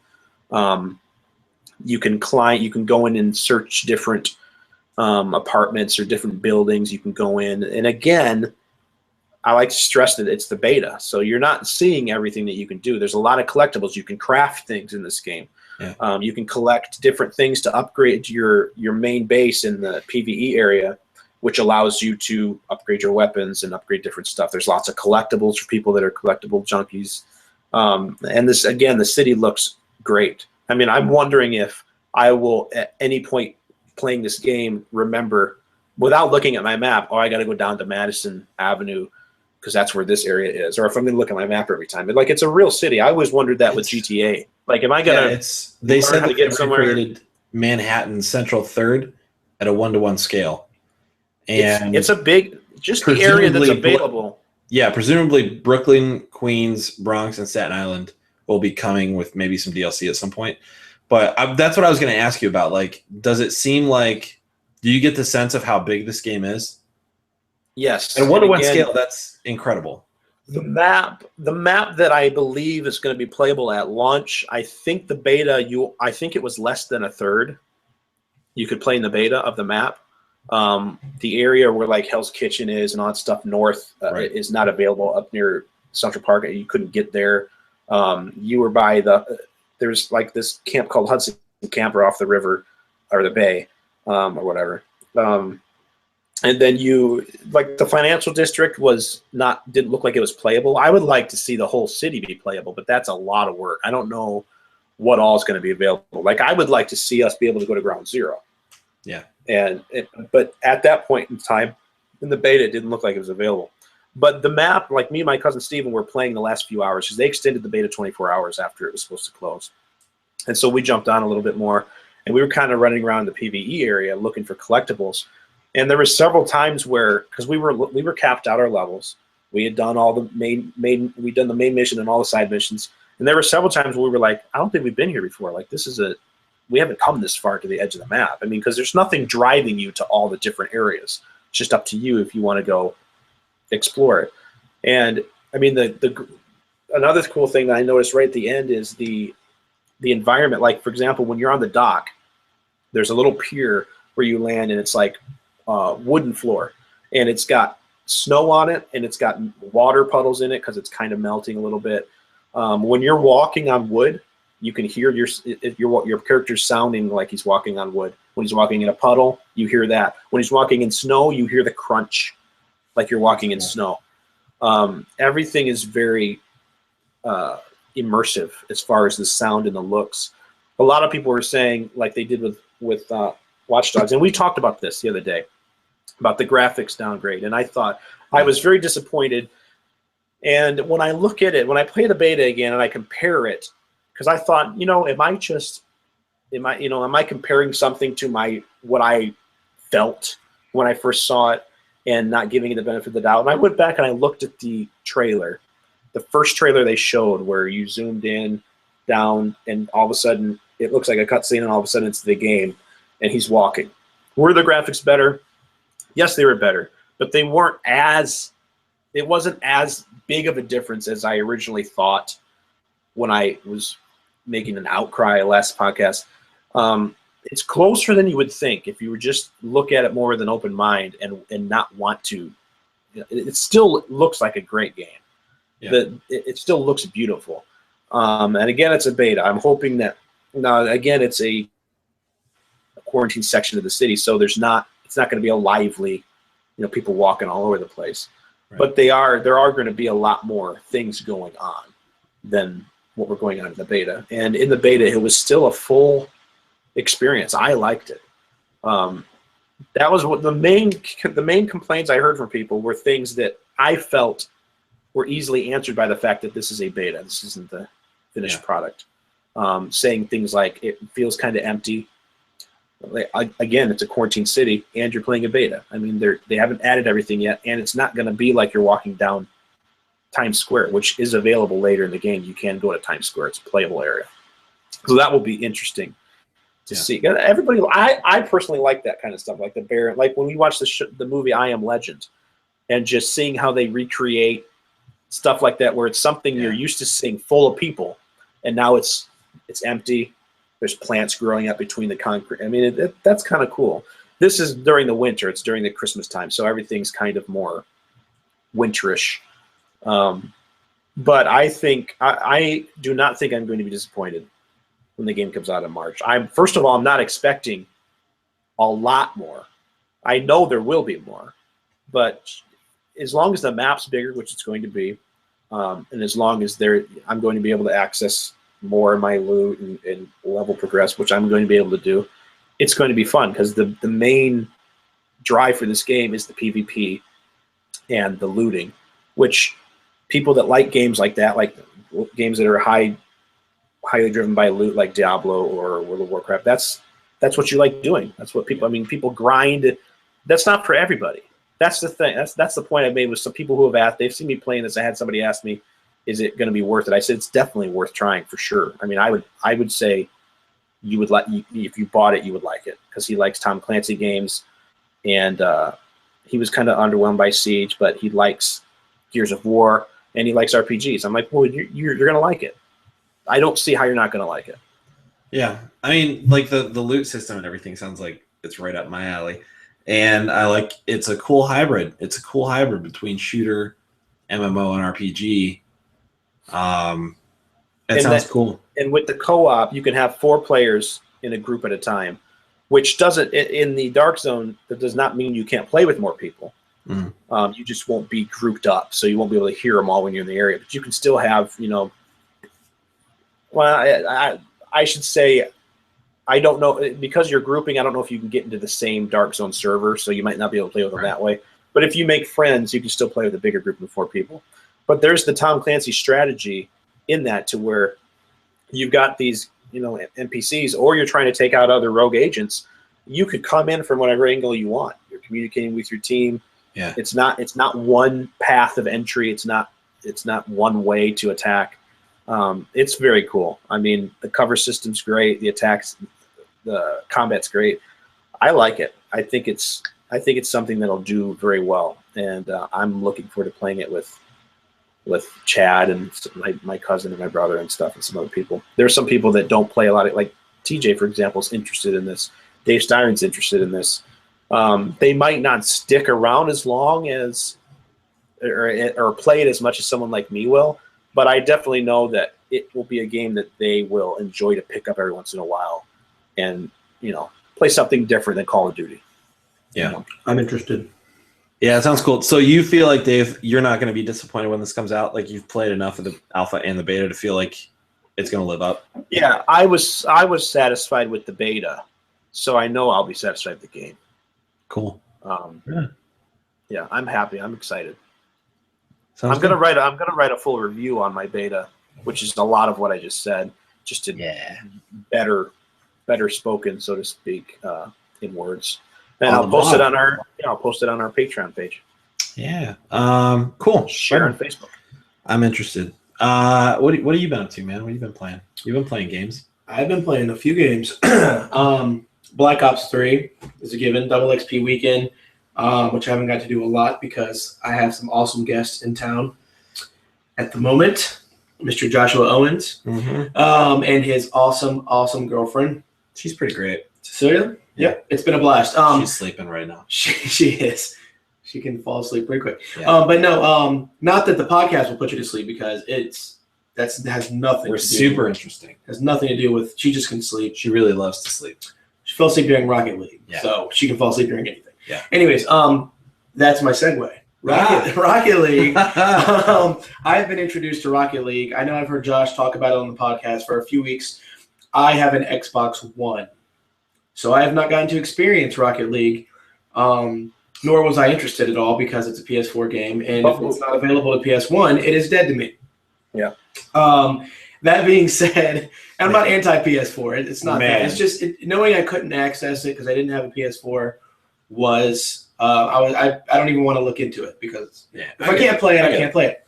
What has happened is Josh has introduced this to me because he brought his PS4 on this trip, and I am obsessed. I've only played it a few times. I can't wait to finish up the podcast so we can go play it probably some more. I think you've played hopefully maybe at this point you've played it for a total of what? A couple hours? A couple hours. Oh, so you brought your PS4? Yeah. I brought it along. So you feel like by this point you start out and it's overwhelming because you got to get the controls down. Yeah, there's a learning curve. Probably for the first, if I'm being fair, I'd say the first 5 to 10 games, Mhm. which would equate to 30 minutes to an hour. Yeah. And then at that point, you get the controls down. And then you start Magic. realizing that there's strategy. It's beautiful. You're not just trying to touch the ball. Right. You're trying to place the ball and Yep. like do things. Yeah, I mean it's and I know Josh has described it on here before, but I mean if you've played soccer, you've seen people play soccer, you understand how soccer works. You know, you cross the ball to the middle of the field, and if you understand how that works, and then you learn how to control the car that you're driving in this game, once you combine those two elements, it's ridiculous how much fun you have. And then you throw in the fact that you and your buddies can go in and you know, work on a strategy together as you play and you're communicating with each other. It's really, really fun. So it is coming to the Xbox this month. We don't have a date yet, right? No date? As far as I know, we don't have a date quite yet. So I told Josh, like, it's going to be torture because now he is leaving. I assume he's taking his PS4 with him. Yeah. Not going to leave it with me. So he's going to leave me Maybe Joe will buy him a new one. He's going to leave me Rocket League-less until that comes out, which I guess could be any day. But I'll play it, man. You and I can play it, and Chad. It seriously, man, like it will not take long before you love that. It could take place of Black Ops 3. All the time. Those are some strong words. Well, hang on. It'd be a great filler game, you know. But it's really, really something fun. We could play until the whole group gets there or something. Absolutely. Yeah, especially being that zombies, it's so overwhelming that we haven't even gotten to really figure that out on Black Ops 3 yet. One more thing I want to mention is. Should I mention Agario? Yeah, do it. Yeah. Okay, so I know you guys don't. That's going to have to do with our topic of interest later. So. Oh, okay. Well, should I wait then? No. Do it. Okay, good. Because we'll go into it. Agario. It is a game that was originally released for browser, and it was later released for iOS. And I'm a big Apple fanboy, and I think it was released Android and iOS. Sorry, Android and iOS. I'm an Apple fanboy, and I found that game. I got actually a blizzard hit Virginia last weekend, and I was looking for a new game to play. And I found that game in my searching, and it is awesome. Super cool game. I told Josh about it when he got here, and I know Josh has been playing it the entire so addicting. We've been in the car a lot this weekend, going from place to place. And every time I have looked at Josh, he's had the game up on his phone. It's super. My wife does not. I'll just be sitting in the seat, and all of a sudden I'll be like, ugh! And everybody knows. Wait, what is it? Agario. It's called Agario, and I mean, describe it. Yeah. Okay, so Agario, it's actually spelled AGAR.io. Yeah. And I guess its meaning it has a lot to do with bacteria and cells and the petri dishes the science behind it is not relevant. As far as the gameplay goes, you start off as a cell. And your objective is, if a cell is 10% smaller than you, you swallow it or you eat it, however you want to word it, and you absorb it and you become the size of you plus that cell, whatever size it is. And your objective is, you're on a leaderboard. You can see your ranking on the leaderboard as you play. The objective is to get as big as you possibly can. I've been the biggest on the leaderboard before, and it is awesome. And if a cell is 10% bigger than you, obviously, they can eat you. So in this game of cat and mouse, you're running from the bigger cells while trying to eat the smaller cells to get bigger. And the beautiful thing is, a bigger cell can be chasing you, and then you eat a smaller cell that now makes you bigger than the bigger cell, and then you can turn around and eat it. So it is like, as I'm talking about it, like I want to multitask and play it while I'm telling you about it. It's so fun. Like this, right? This one right here? That's the one, man. Yeah. You've That's got to download, install, play. But the other element is you can shoot pellets and you can make free cells. too, huh? It's free. It's free. Yeah. Oh, it's a free game. That's so great. But you can shoot pellets. You can make guys bigger, which slows them down. The bigger you are, the slower you go. Or you can kind of bait them. You shoot a pellet and they chase it, and then you can go and eat them and absorb them. You can split. So if you're really big and a guy's running from you, you can hit the split button, and it will split you into two, and you can absorb them that way. And then there's a cooldown period of about, I'd say, 20 seconds, maybe 20, 25 seconds, maybe 30 seconds, where you stay split, and then you reabsorb into yourself again and become this giant mass. And anyways, that game it's been great. I don't see that. There's a lot of iOS games that come and go, and you guys know that. I mean, cell phone games, there's very rare you find one that sticks for the duration, but that one will stay in my game folder as long as it's available because it's super, super fun. It's a ton of fun. It is. It's another one of those games. It's very like Rocket League in that you start off thinking this is just a super simple game. I just run around and eat people. But then the more you play it, the more evident it becomes that there's strategy to this. There is. And there's right. you can be legitimately good at this game. It's not just all luck. Right. And you run into people. And one of the things that's interesting is you can't at first, and I said it, and then Josh said it when he played it, is I wonder why you can't play with friends. Because that'd be super cool if you could interact with friends on the game. I think the reasoning is you go into this giant room. It's usually about 80 to 100 people in this room that you're playing with.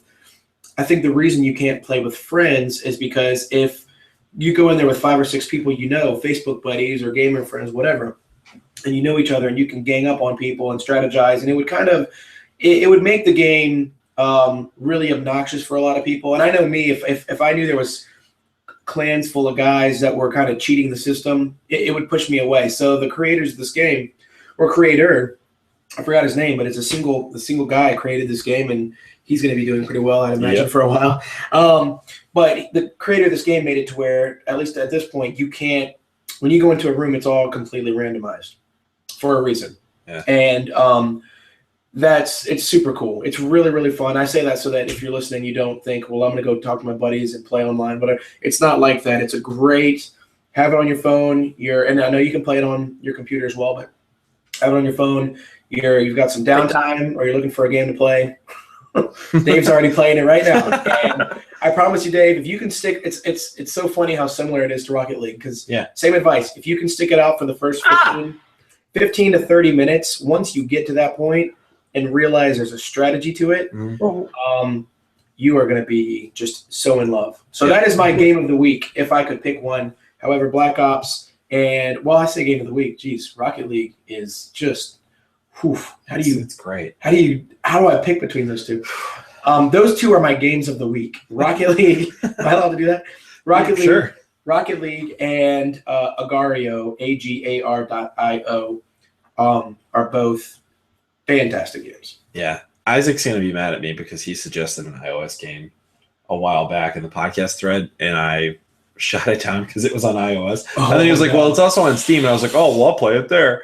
And I've been playing this game on iOS. That is awesome. Sorry, Isaac. I'm sorry. I'm sure Isaac's already got Agario. He probably does. And if you don't, shame on you and get it. It's great. Yeah, I can attest to that. It's a lot of fun. So I haven't done a ton of gaming this week because I've been traveling, and but I did play a ton of Rocket League with Tyler. I played a very, very little bit more of 3/4 Home, and that's still really, really interesting. And if you're wondering what that is, I talked about it last week a little bit, but basically it's a very simple interface game. It's an indie game. It cost me like $3 on sale in the PlayStation Store, but very simple graphics. It's just a screen, and everything happens from side to side. I don't really want to say it's 2D because the graphics is not the part of it that you're really interacting with at all. So it's supposed to simulate you're driving a car through the countryside during a tornado. So you press the R2 button on the controller for the gas pedal. So you're driving the car, but you don't have to steer the car or anything. The car's just moving, and the scenery is just going by. And the way you interact with this game is it's all in a phone call. You're reading text of a phone call that you're having with your family. And so they're like worried about you because you're out in the tornado, and they're at home, and they're trying to, like, at one point they go into the cellar because there has been a tornado sighting. And so you're talking to your family, you're driving home, and it starts giving you hints about some things that have happened to this family, and it pulls you in pretty quickly. Like, I'm very intrigued, and I've found myself thinking about that game when I'm not playing that game, which is when I know that I've really been enjoying a game. So I want to get back to it, but it's pretty cool. It's like I've said this before too, but I've really been enjoying what indies have been doing with finding new ways to let us play games. And all of a sudden, I can't remember his name, the guy that developed Gone Home. I just played through that. Not Steve, not Biffle. No. Steve Gaynor. That Gaynor, sounds sounds familiar. Yeah, I think it's him. He was talking about how he got a lot of crap for Gone Home when it came out because people were saying it's not a game, and that's a super subjective opinion. And what people meant was, I don't like playing games this way, because of course it's still a game. And I really think it's cool how developers are starting to figure out ways to let us play games that are different than the way we've played games before. And it's really exciting. Like I talked about this with Her Story. Gone Home is another example. Telltale Games is doing point and click adventure games in a different way than really has been done before. And now you've got games like this that are 3/4 home, and it's just reading text and choosing responses. But it's done in a way that's intriguing and that makes you want to keep playing. So I played a little bit of that, played some Rocket League. Chad has under what we've been playing, Josh, The Witness, and in parentheses he's got, you better talk about The Witness, Josh. And I did play that a little bit. And I have to say, so I was listening to another podcast. Chad was listening to this podcast, and he said he texted me and he goes, the first 40 minutes of this podcast, they're gushing about The Witness. And I listened to it, and they were. And like everything they were saying, they were trying really hard not to spoil the game. And they did a good job of it, but everything they were saying was making me want to play so much more.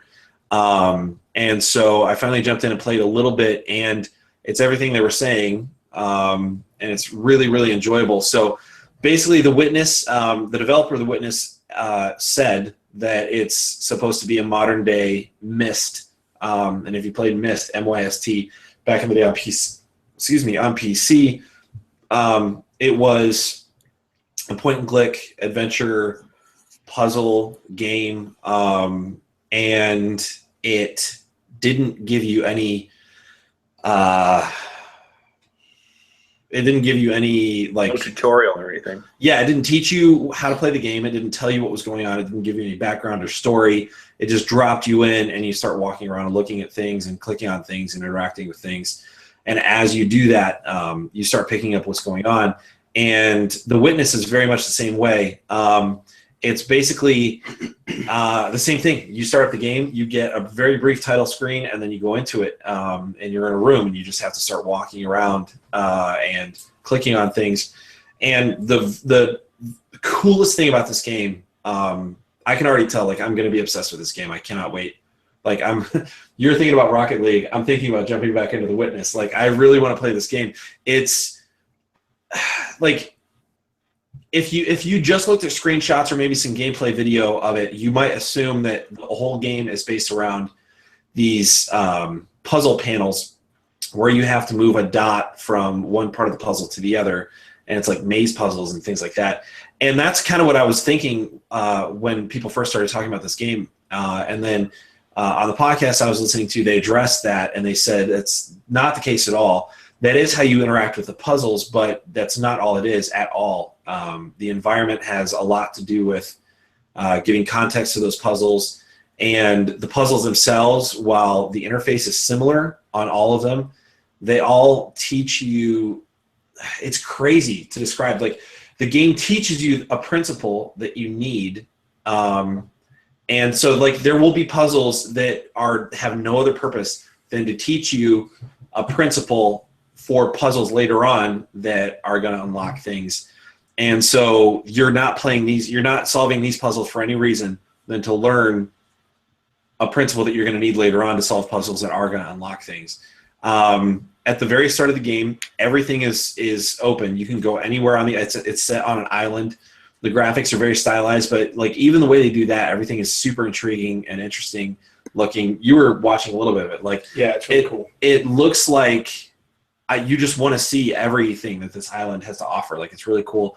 So you can go anywhere on the island from the outset. You can go to any area on the island and start unlocking things as long as you know what you need to know to solve those puzzles. And so the principle that you learn for a certain set of puzzles, like, every area is going to have similar premise puzzles, so you're going to have a principle from somewhere to solve these puzzles in this area. And you could find puzzles that teach you that principle on a completely different part of the island, and then be like, okay, well, that's cool. and then you won't use that until maybe hours later in the game when you happen upon the area that uses that thing, and then you have to remember that thing and keep going with it.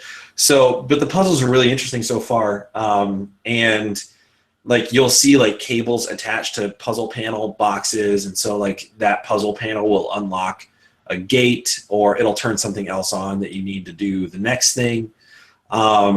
It's really hard to describe. It is a modern day Myst, but it's different. And it is the same in that it just drops you and it doesn't give you any context. You don't know what's happening, and so that's part of the experience, is figuring out what happened on this island. But I can already tell part of the experience of this game is just going to be seeing everything, just figuring out how to get to all the places on the island. And it's so gratifying when you finally figure out a puzzle and you learn the thing that it's trying to teach you to move on.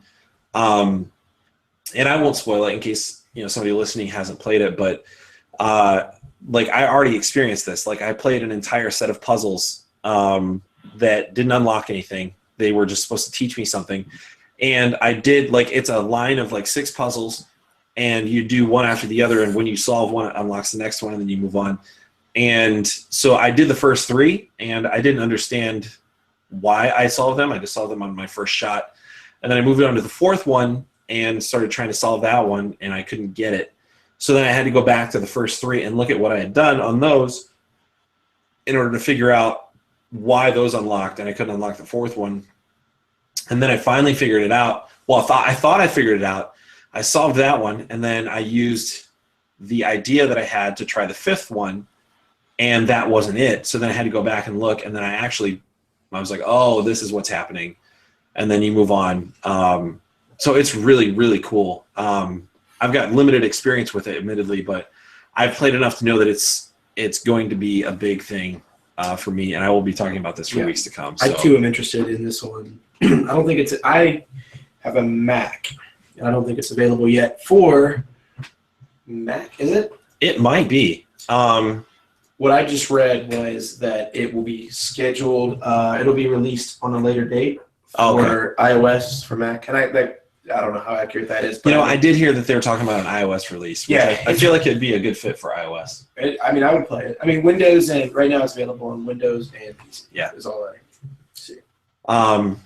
It's great. It's so great. So I highly recommend it. It's $40, which is it's digital only, and so it seems like a high price point for hours a digital only game. What's that? As of 16 hours ago, they say it now looks like the developer is considering to port the game over to the Xbox One sometime soon. Oh, I think it would work well on console too. It's on PS4. That's what I meant, not PC. Okay, it's available on PS4 and Windows. It's great. So get it. It's $40, which again, like I said, it seems high for a digital only game. But everything that I've heard, the developer was talking about it. He said it could easily end up being a 60 to 80 hour game. Just to finish the game, just to finish the core game, should take roughly 40 hours. But then there's a whole bunch of other stuff that you can do that's not required to finish the game. But if you want to unlock everything, it could end up being as long as an 80-hour game. So yeah. So the director, Jonathan Blow, that's where that came from. Yeah. He said he tweeted. No, why does it say? Why does it say July 2013? That's not correct. Well, he's been working on this game. He's been working on this game since I think 2011 or 2010. Oh, for a very long time. I just found a tweet that says when the Xbox One version of The Witness comes out, internet fanboys' heads are going to explode or something. Yeah. But that was July 27th, 2013 that he said that. But what I did just read though is that 16 hours ago there's an article saying The Witness might be heading to the Xbox One in the near future. I'm sure that he will. And obviously he's not the only one that developed this. He developed the core gameplay and like the idea, and then had a team. It just said he was the director. Yeah. But he himself started development on this game years ago, like a long time ago. So it's cool. It's really cool. And I can't, I'm sure, like I said, those guys in that podcast talked about it for 40 minutes and still had a ton more to say. And I'm sure that I will have a lot more to say about this game as I play it. They were on the podcast, they were talking about their favorite areas of the game and like their favorite puzzles of the game. And I moved on from the puzzles that taught me that one thing. And then I started playing another set of puzzles that do a whole different thing. And I was like, wow, I really like this. This is really cool. And from the sounds of it, I'm going to have a lot of those moments in this game. So I'm very excited. But yeah, that's what I've been playing this week. Excellent. So I'm excited to get to more of it.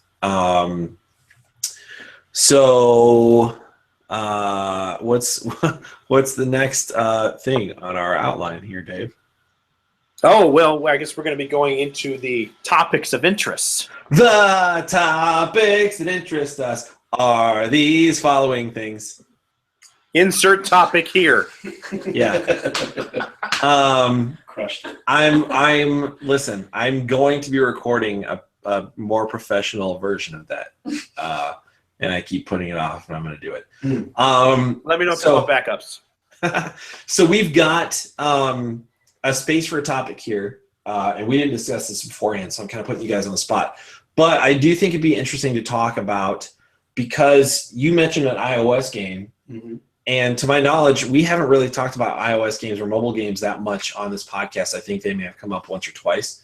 But I think it'd be interesting to talk about the difference between mobile gaming and traditional gaming in the sense of even like handhelds and consoles and PC and whatnot, and why we prefer one or the other or don't prefer one or the other.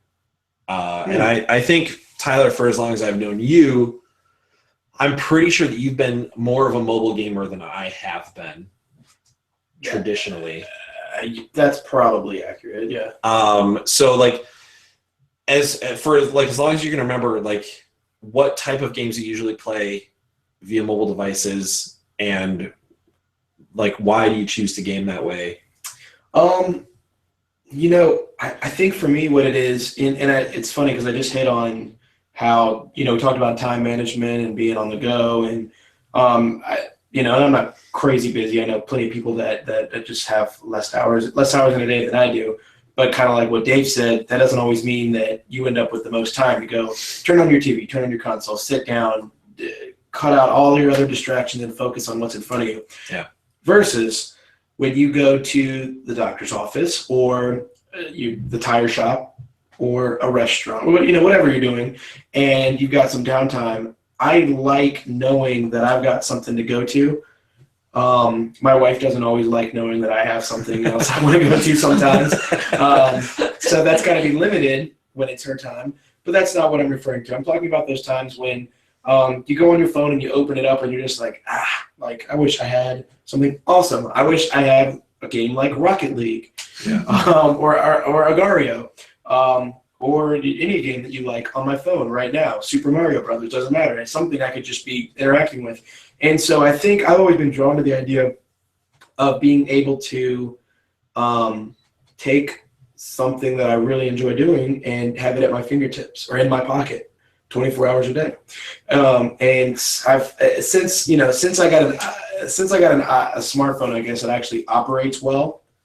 Not the original smartphones that like had internet access, but the game, you are Snake or whatever you play. The most exciting game on those was like the paper toss game. You remember that game? Yeah, exactly. I used to play that. You got to keep it. Yeah, you got to keep it. That was with an Android. Fan. Yeah, I had that. You got to keep it up in the air, and then the game came out where you got to hit your boss with like coffee cups. And hit the boss. I think it was called. Yeah. So there's been some cool little games like that, but as time's gone on, now there's just a plethora of options, and the one that's kept my attention through the years, and I say through the years, like really 3, maybe 4 years now, is Clash of Clans. I knew you were going to say that. Yeah, I mean, really, because there's no other game that I open every day. There's nothing. Or there's no game that I downloaded years ago. You said something interesting last night, and I've noticed people talk about this game this way. And I tried to play this game, and I never really got into it. But I think it's because I wasn't really part of a clan. I was, but yeah, I didn't really know the guys in my clan. Sure, yeah. But you said I didn't check in all day. and somebody's going to be pissed. Yeah, that's exactly what I think. The clan leader. Yeah. Because it's that type of a social game. Well, there's a lot of accountability. Like you go to your clan if you, I mean, most everybody that's done any mobile gaming has played Clash of Clans, but you go to war almost every day. Every 24 hours, you go into a new war. And I won't go into all the elements of Clash of Clans, but the thing is, it's a lot like online gaming where there's accountability. At the end of a match, for example, say you're playing Black Ops, and at the end of the game, you are accountable for your score, which Dave can tell you because he's played a lot of Black Ops with me, that a lot of times, especially I'm kind of the noob on Black Ops 3, it's tough when you get in the lead. You look at the leaderboard, and it's like, yo, dude, what are you doing, man? Like, were you playing?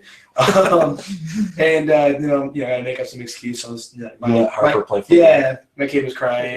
My connection was awful. No, but it's kind of like that. It's kind of nice to have. Remember Jared was always making a sandwich.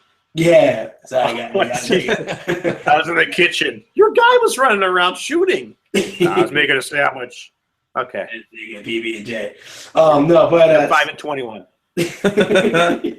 But no, the accountability on those games is really, really fun. And again, that's why I said on Agario, as fun as it is, you can't interact and play with friends. It's just it's funny that we start expecting that now. Like that's an expected part of it's be social. It's the technology it's the day of technology we live in now, where like you love a game so much, and your first thought is, I got to get my friend into it so we can play this together. Yeah. Back in the day, imagine when you're a kid, you're playing in Nintendo N64, you get on Star Fox or whatever game you're into, and that's never even a thought. Nowadays, you don't want to play it by yourself. You want to bring the masses into the game. So no, it's mobile gaming for me. I don't think I prefer it. I prefer console gaming. Mobile gaming does have its elements. It's a decent fix. It's a good fix. It's got a lot of pros to console gaming during certain times. Cool. And if you go on the App Store, Android or iOS, in 2016, and you do top games, and you do the top 100, and you scroll through, and you pick 10 that sound interesting, and I'm a big numbers, law of averages guy. If you pick 10, I just had another wave last night where I tried this, and 2 of them out of 10 stuck. Huh. So sometimes you just say, this sounds good, download. You don't want to hog all your phone storage, so you go in, you play the first 2 minutes of each one. Don't like this one, I like this one, I'll keep this one, whatever. At the end of the day, you find 1 or 2 that you really like, and they throw it in your games folder, and then you may fall in love with that game. So I like that. Console gaming, you could, it'd be expensive, but you can't, just jump on 10 games at one time, and the ones you don't. Yeah, I mean, it's that's my answer. I know it's a long answer. That's my answer as to why I am interested in the mobile gaming arena. I always have been, and I probably, as long as Casey allows it, I probably always will be interested in being able to kill some time by breaking out my iPhone. No, yeah, well, I was going to say that's the answer I expected. I don't know that I expected any certain answer, but I figured like time would be a part of it, cost effectiveness would be a part of it. Dave, do you play mobile games a lot? Are you a Clash of Clans guy? I did play Clash of Clans for a while, but I never really played with friends as much. So it was always me by myself. I can tell you the games I have on my phone right now, which are not very many. I do not play a lot of games on my mobile phone. I have a game called Circulate, which is you're just trying to shoot a square cube through a bunch of objects that are circling around. You're trying to make it up to the top, and you got to time it just right. You hit a button and it shoots up. And you just keep trying to go. There's another one called Two Dots, which is just where you're trying to connect all these dots together. And I had that one for a long time. There's one called Flow Free, which is an addicting one where you're trying to connect all the dots. It's another game like that. I did download that Walking Dead game with Norman Reedus as the main character. That's interesting. I don't like. I always get afraid that I'm going to use up a lot of data playing games, and so I turn my phone on airplane mode or something, because that one I don't think that one works unless I have data on. I could be wrong, but I also have Sniper. There's a Hitman version, which I liked playing that. I've always liked doing that. I have a game called 10-10. I played that which, have you heard of that? Mm-hmm. Okay, that's another interesting game. And then I have a game called, I guess it's still pronounced Rope, but it's spelled ROP. And it is just a game where you have to, it's another connecting game where you're supposed to match a shape, like sometimes it's a conglomeration of shapes with basically lines that are connected together. So you have to connect them in a way where they resemble this pattern, and they can't overcross incorrectly or it doesn't work. It's just most of the games I play on my phone are mind games. That's what I gravitate to. Things that I can play while I'm riding with someone in a car. Yeah. Something that doesn't, like, I don't have to sit down for 2 hours to play it, but I can if I've got that much time to kill, or depending on how my battery life is. There you go. In-depth games, I don't. Yeah, I'll probably end up doing that. But like games that are super in-depth, that have characters and stories, don't really connect with me on my phone. No, I'm glad you said that, because that was the one thought I left out. Is my disclaimer is, if it's a game that belongs on on a console, then I leave it on the console. iPhone games, a lot of what you just described, the rope games, the 2-dot games, the Clash of Clans, the games I can get on for 5 minutes at a time, those are my bread and butter. Or like you said, 2 hours at a time, because it's that good of a game. Those are the winners. Those are the ones that stick. Yeah, tower defense games make sense on an iOS device, in my opinion, or on a mobile. Yeah, right. In my opinion, too, things like that. I mean, I could even see. Well, I was going to say RTS, but it really gets crazy if you can't lump all the RTS games. There's too much to do. But games that are like top-down, where you move a piece strategically, stuff like that can work on a mobile phone.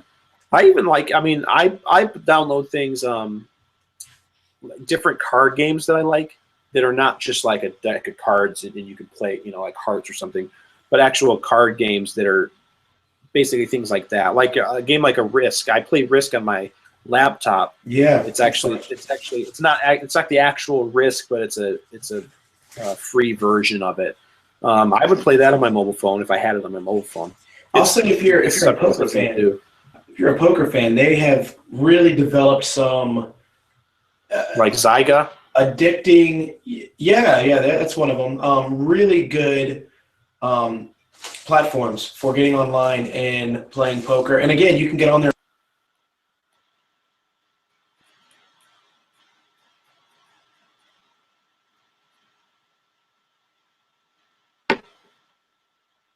It doesn't take a whole lot out of you when you do that stuff. When you play the little poker, and you can get into a tournament and you can play for an hour if you want. But it's really cool because you earn chips. It's like getting loot in a bigger arena, but you're on an iOS game. So, or I'm sorry, I keep saying that, but you're on a mobile game. So you're building chips and you're creating a name for yourself and you're leveling up. And every time you get on there, you're trying to beat the guy next to you. And that one you can do with your friends. You can say, "Hey man, hopping on poker here in a few minutes. You want to join?" And so again, those are the things that have drawn me through the years. That again, I don't ever see myself thinking, mobile gaming is. I know there's guys that say it. I just don't see myself saying mobile games is stupid. I'm gonna go do something else with my time until I can play my console game. Why not fill some time with I hope Isaac listens to this and backs me up on that. Are you talking about me saying mobile games? I feel like I feel judgment a little bit coming off. It's like I'm not judging. You're exuding it a little bit. No, I'm not judging. I've never, Dave. If you like card games, I'll say this before I say my piece. If you like card games on your phone, Dave, I just heard about this game called Churchill Solitaire. And apparently, Secretary of Defense, was he Donald Rumsfeld? He was Secretary of Defense, right? That sounds true. Anyway, this game was directly passed down from Churchill to some foreign ambassador, and then that foreign ambassador taught Donald Rumsfeld this game. And then he had a developer make this game and put it on iOS. But it's solitaire with 2 decks, and I don't know much else. But it sounds really hard. It's got insane reviews. Yeah, from the looks of that. it's really popular. Wow. Anyway, so if you want to check that out, that Interested. Yeah, might be cool. Cool. I will say, like, over the years, there have been a few mobile games that have really caught my attention. Angry Birds. Yeah. I love Angry Birds. That's I love not- those games. That's not cliche. Angry Birds, Angry Birds Rio, Angry Birds Star Wars, Yeah, they're Angry fun. Birds Star Wars, Angry Birds Star Wars 2. See, Angry I fell off- Birds. I fell off the bandwagon. Oh, they're so good. They're good. I think once you played the first one, No. The Star Wars games, dude, they add a whole Yeah, different level of Gravity. Is that the one with the the gravity? I did. I had that one for a little while. There's new birds and like new physics. I could see effects. myself getting back into it. I think there's so much new stuff, and that's the other thing with iOS. Hey, There's always the You next gotta one. get back into it. You gotta get back into it because the movie's coming out. Yeah. Gotta get See that? prepped for that. So like those have really caught my attention. Jetpack Joyride was a big one for me for a while. Dude, You got me into that. that's a great game. Badland was a really good game, and it's hard to describe. You just kind of have to play it. Yeah, I think it's know that free. one. There was the game that I played for a really long time, way back in the day, was called Run Stick Run 2. And you're a stick figure guy, and you're running on these colored platforms. Yeah, jump. And you have to jump or duck, like not duck, but like drop through the thing. And the way you do it is you swipe a certain direction on the screen I've got that one. for a color. Mhm. And so you have to be the same color as the platform you're landing on if you want to land on it. If you want to fall through a platform, you have to change color. And it's really like you have to be really quick with your reflexes. And so that's a game I got into for a long time. But like I tried Clash of Clans, and I was in a clan, but I didn't really know a lot of people in my clan, so I didn't play it much. And it started taking forever to accomplish anything, which I didn't like. You know, because once you level up so much, then you have to wait for literally weeks sometimes to do things, depending on how much you play and whatever. So I've never really been super into PC gaming. I love PC gaming, mobile gaming, and I think the biggest reason is that it eats up so much of my battery, and that's always been a struggle for me. And so, but the cool thing is, games like Agario don't take a ton of battery. No, they don't. And you don't have to play for a long time. You are online. That's another thing. It does takes very little of your data. So if you're a data, data snob's not the word, but if you're keeping an eye on your data like I do, because I have Verizon and they find a way to siphon it, as great as they are, I keep an eye on that stuff, and I can tell you that I've played Agario to death for the last 10 days, and it's really hardly even affected my data. And I've been online. That's what's so cool about it. I've been online in these rooms with 80 to 100 other guys every game for hours and hours at a time, and it's a good one. But so it's a simple game. It's simple. I told you the games I had on my phone right now, but you said Angry Birds, and it got me thinking. The games that I probably will start putting back on my phone, because I don't know why they ever made it off, but there were a lot of games that you play with friends that I completely forgot about. That I used to play a lot of Words with Friends, number one. Yeah. I used to play a lot of chess with friends. I used to play Trivia Crack. Yep, I still have that one. Play that. Ruzzle. I forgot about that one. Ruzzle was a great game. That's what I was going to say. That's a great game. Currently, still with my friends and family, it's a great game, and my wife is now into that game. So that's a fun interaction. That's very good. Sitting next to each other, beating each other in games of Roses. Yes, some other games that aren't necessarily multiplayer, but I played a lot. I played a lot of Plants vs Zombies on my phone. I played a ton of that, and Plants vs. Zombies. Yeah, I have both of those on my phone now. Great games. Played a lot of that. Those were games I played when I had office jobs, and I was for a while. Well, that's the tower defense mentality, but in a much better from the graphics and the concept as a whole. Leveling up and buying upgrades. Yep, awesome. Cool. That's actually great. I forgot about that game. Yeah. I may go read. What was that? that one game that kind of caught everybody by storm for a little bit. I played for a while called Tiny Wings, where you're that bird that's like basically belly sliding up and down hills. I have one on my phone now.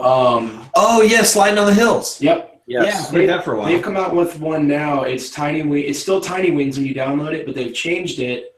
I'm gonna pull it up now. I think it's something about school or whatever. Flight school, Tiny Wings Flight School. You pick which one of the kids you want to be, which one of the birds you want to be. Do they do different things? They don't do different things, but you have to level them all up. So so if you beat a level, so you see like they're racing, and you can't. Oh, I got you. Let's see if I can slow them down so you can kind of see.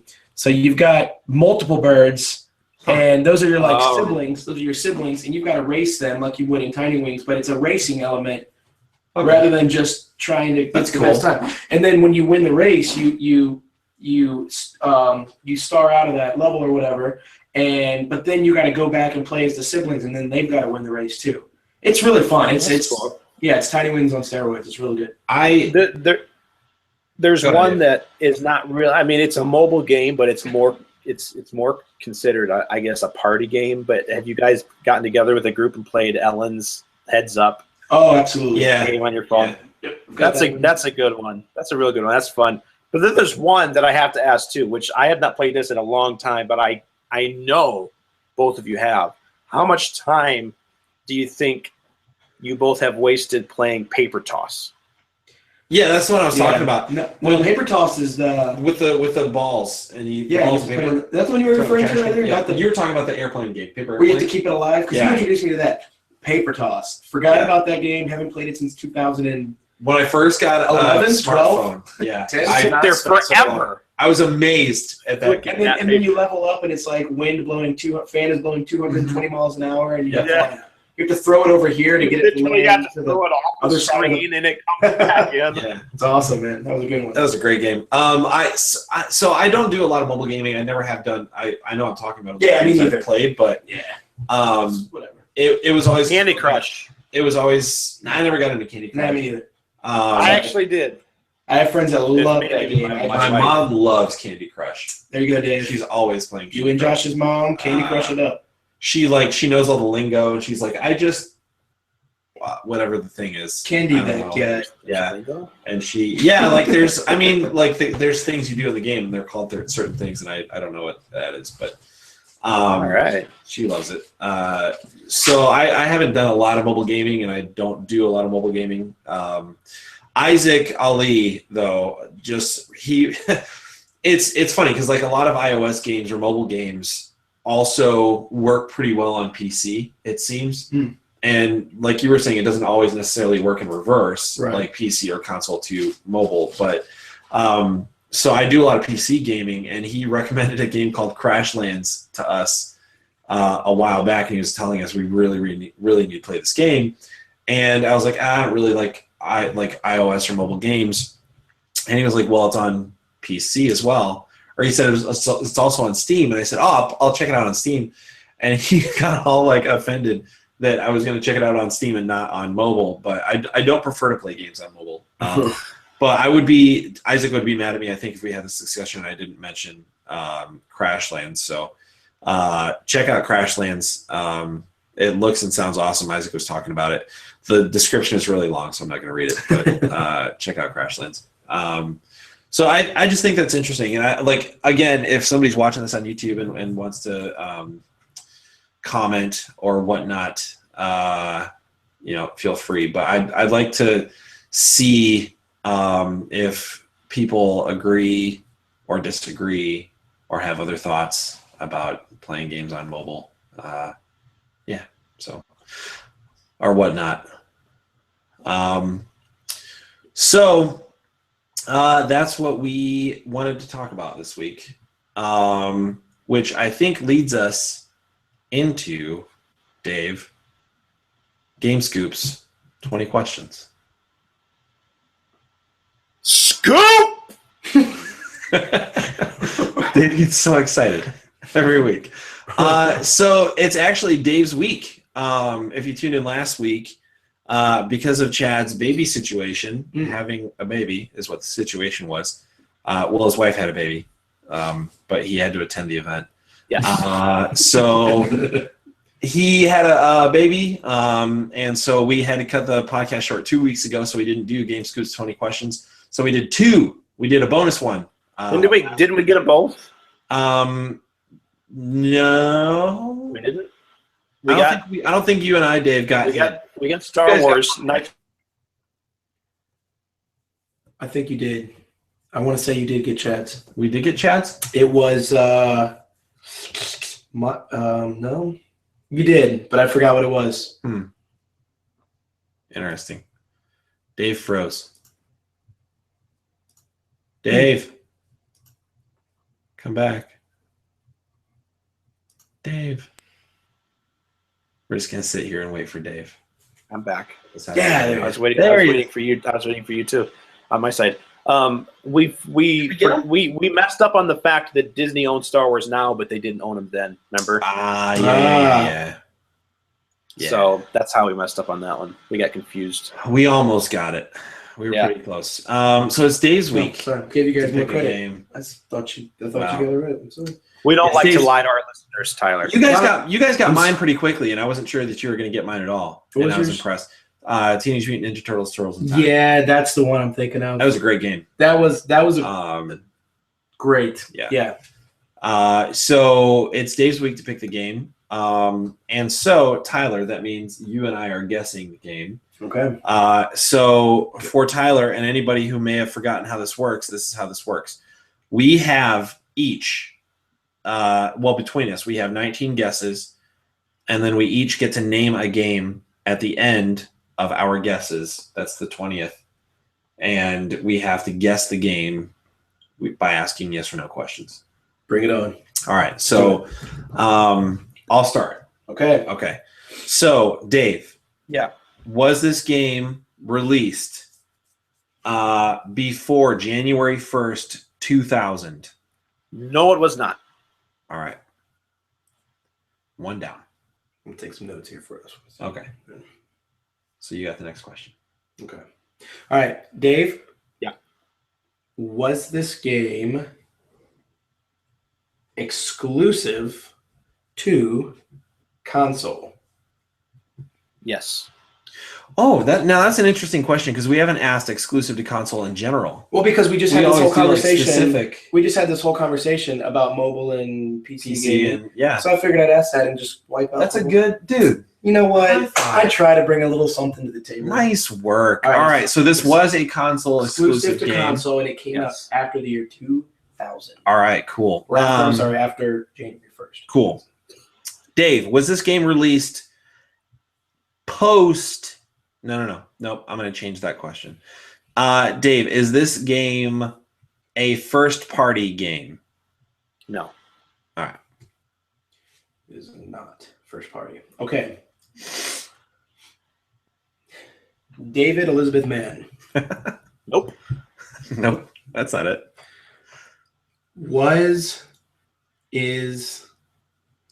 I need a good juicy one. I want to get them early. I want to try to wipe them out before we even get close. Like I'm in battle with you. Just want to obliterate them. Okay. Is this game part of a series? Hold on a second. I want to say no, but at the same time, I don't think that would be a correct answer. I want to tell you guys a wrong answer, but that would be lying. And it would defeat the purpose of the game. Dave, I happen to know that this game it is part of a series. Okay. I don't want to confuse you and lead you guys down the wrong road to thinking that it is a like it's a 1, 2, or 3, but it is part of a series. Okay, so this is what it looks like on my phone here. It's if you can see this, part of a series, kinda. Is that accurate? We can go with that. Okay. All right, so part of a series. All right, so kinda. It is sort of part of a series. All right. Is this a licensed property? No. Okay.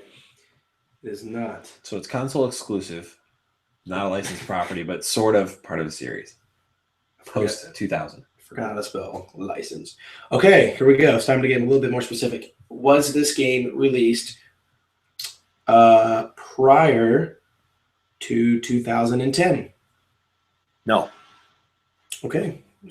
After 2010. Getting kind of recent. We're nowhere in the last 6 Sort years of. now. Sort 5 of part of the years. series. All right. Do you play as a human? Yes. Not where I thought that was going. So. Back to Good information, but back to square that one. eliminates a whole line of thinking for me. So you do play as a human. Yes. Yes. Is this game a first person shooter? Did you ask that already? Mm-mm. No, is this game a first person shooter? No, it is not. Oof. All right. Not a first person shooter. You play as a human. You are a human.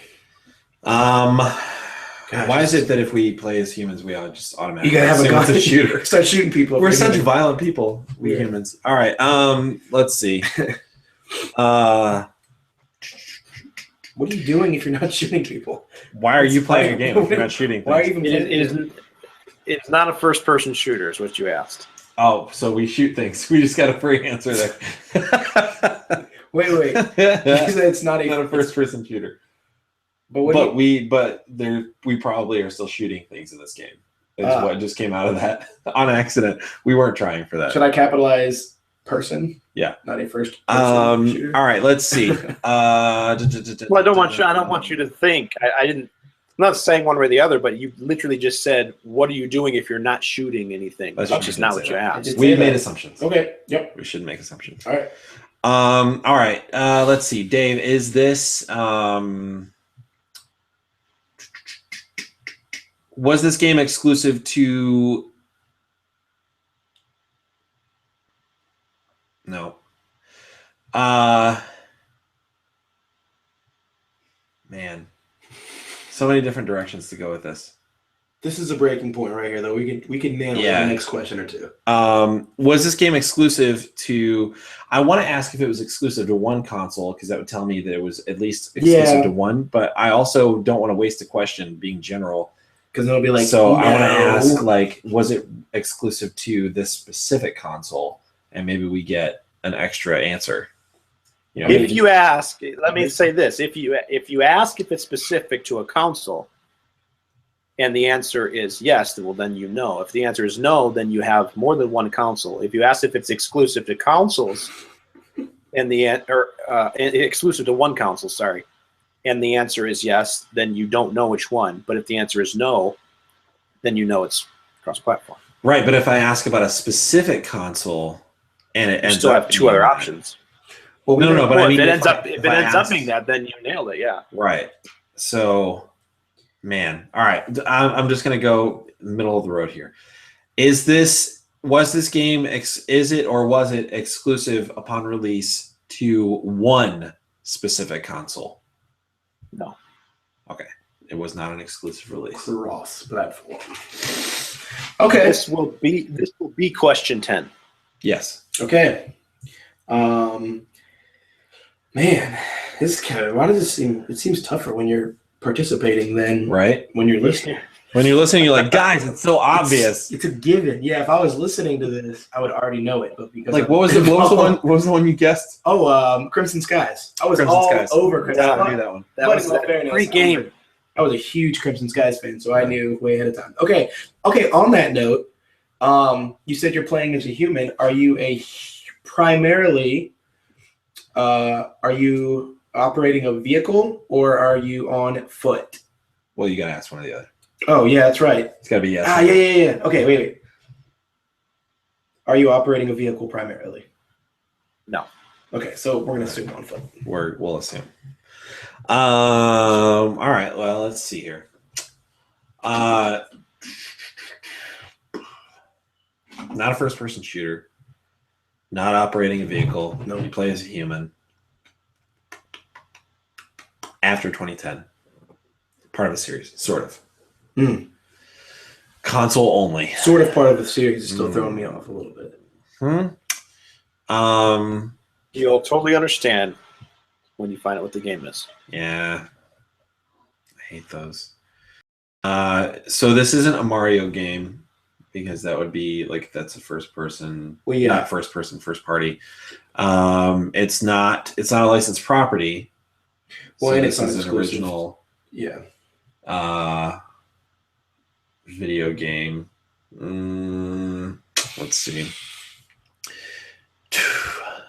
Is this a... Do you kill things in this game? Yes.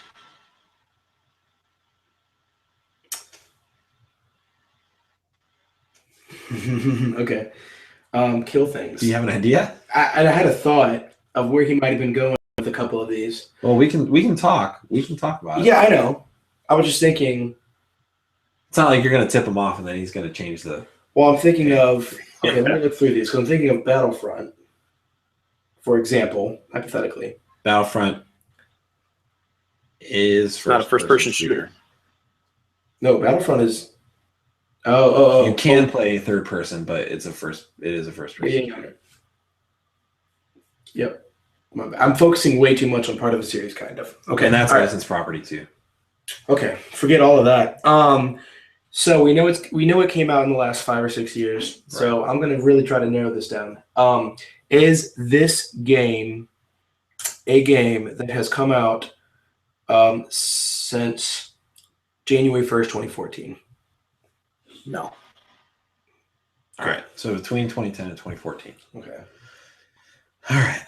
I don't know how much that helps me, but Well, I know I'm the timeline guy. I'm trying to just like squeeze that window shut a little bit.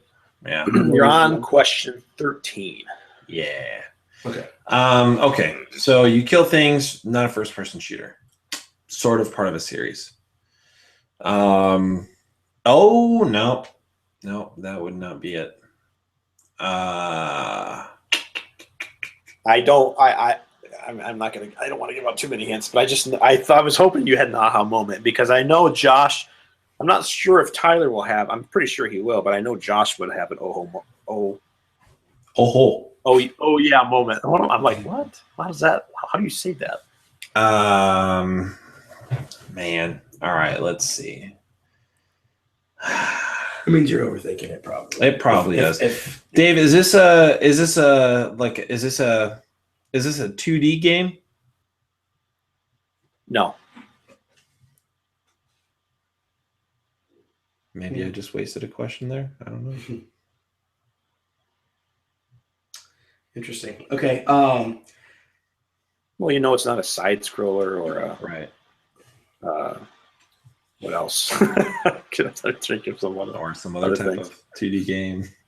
Yeah. Any other 2D games? I feel like we need to ask about the online gaming question. Go for it. I'm not sure how to word it. Do you play online? Yeah, but I feel like that's so vague. I know. So you put the "do" at the beginning of the sentence? Yeah. Okay. And then you kind of put an upswing at the end of your syllable to indicate Online? Yeah. Okay. Because I was going to start with online, but that didn't make sense. online. Do you? Online, do you play? No. Yoda? Do you play online? You can play online, yeah. Do you play online? Can you play online? Yeah. Can you Sure. play it? Can you play online? So it can be played online. All right, and you kill things. Can be played online. You kill things, not a first-person shooter. Not a licensed property. Question 15. Not a licensed property. Uh, Where's my Xbox games? I need to look at the things I have. I've done a ton. All right. We asked, do you kill things? We didn't ask if you shoot a gun or if you use a sword. That's true. I don't know if I don't have anything in mind though. If the answer is yes to either of those questions, though. So I don't know that I can think of a non-gun game that's not. It's not part of a series, but you play as a human. You may or may not shoot things. Kind of part of the series. sort of part of the series. Yeah. You can play online. You can play online. Oh, Came out between ooh. 2010 and 2014. between 2010 and 2014. So- Diablo 3. Well, I don't know why he would say part of the series, kinda though. No, I don't Exclusive think- to consoles. Yeah, and exclusive Yeah. consoles. Not speaking. Not Diablo 3. Are there any other games like that? I feel like any other games like that I can think of came out on PC as well. All right.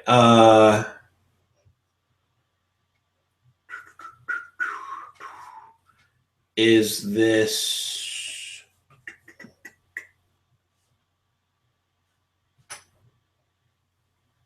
Oh, wait. What about? No, Grand Theft Auto was on PC too. Dang it. Mm. Well, and you're not primarily operating a vehicle. That was one of the. Well, yeah, but Well, you're not primarily operating. almost entirely on foot, if you wanted. Yeah, I guess. Premise. Driving vehicles. Man.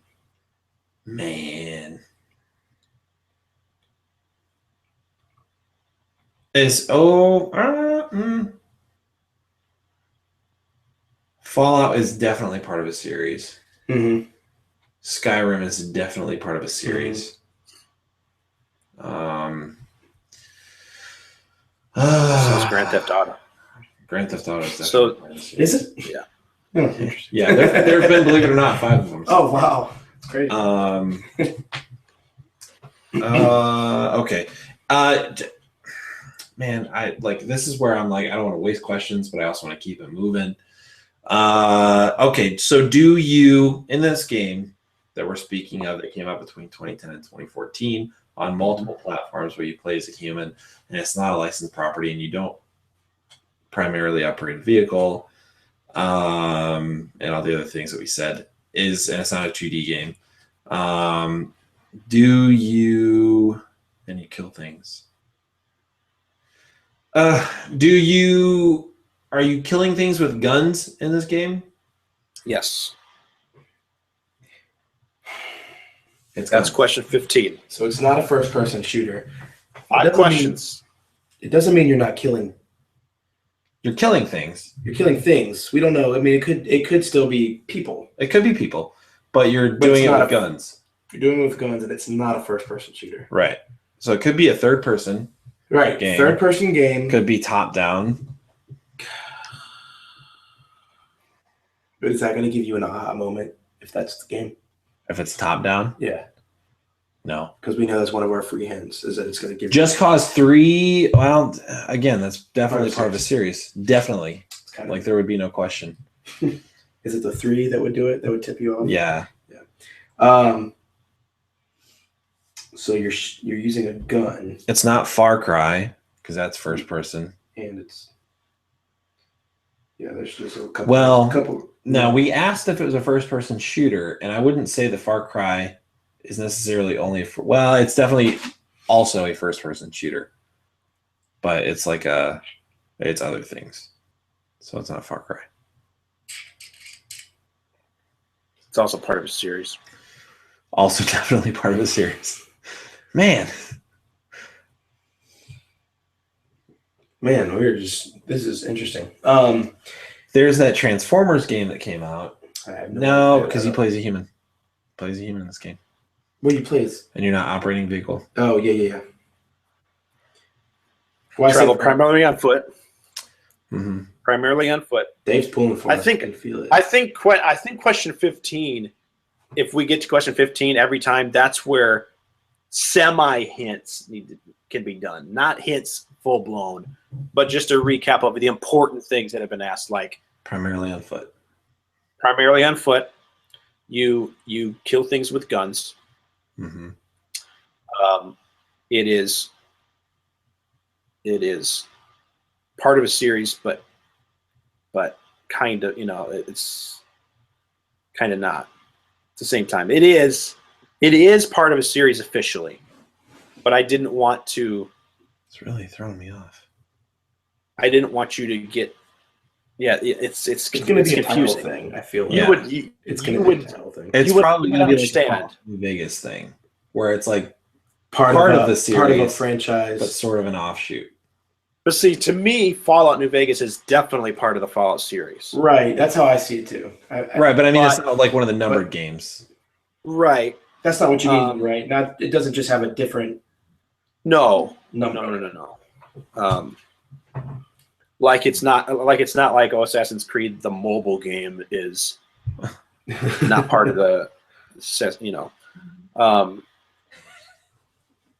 We know it's not Tetris at this point, so we can rule that one out. Post 2010, pre 2014. Console. Exclusive. I'm assuming it's a 360.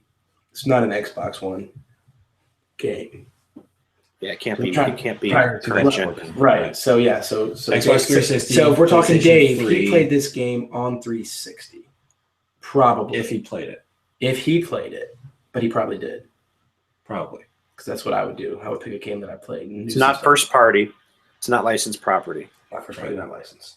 I may be lost at this point, because that was a dead window for me, other than the Call of Duty franchise, and Dave knows that. Josh will kick himself. This is going to fall on you, my man. I need to ask a really, really good question, but That doesn't mean Tyler hasn't played it. I just don't know for sure. Yeah, certain. I won't know till we get there. Man, But This the is a game chances of are, note. chances are, if I haven't played it though, that I probably won't know the specifics up to this point. This is not a remote game. Yeah. This is not Dave's version of Tony Hawk Pro Skater. well, now come on, that was a big game.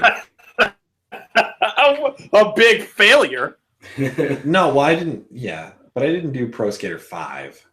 Oh, you didn't? What'd you do? Can't I remember. did the first one, Pro Skater. Oh, you're right. Yeah, that wasn't a failure. You're right. All right, so it's my question. I know we're killing a lot of time just talking here. 5 more questions. I don't want to blow one of our last 5. Go for it, man. It's all right. All right. Okay. Dave, can you play as multiple characters in this game online? Well, and it may be too broad if I say online or in story mode. Yeah, I wouldn't say it both ways. I will give you a more defined answer than yes or no. Yes, you can play as one optional character in this game. One optional character in this game. So you can maybe interface between, or you can go back and forth. Eventually. Oh, it could be a Resident Evil game. I don't know. I'm looking for micro Studying his expressions. face. I'm looking for micro expressions in Dave's face, and he didn't budge on that. So I needed like an eye to twitch or something. But because there are like the Resident Evil and there's Resident Evil like Revelations, Resident Evil 0. yeah, but man, if I think going back to the thing we just talked about with Series. Fallout, yeah, I feel like that's part of the Resident Evil series. Would you agree, Dave? That's not a question, by the way. Would you agree?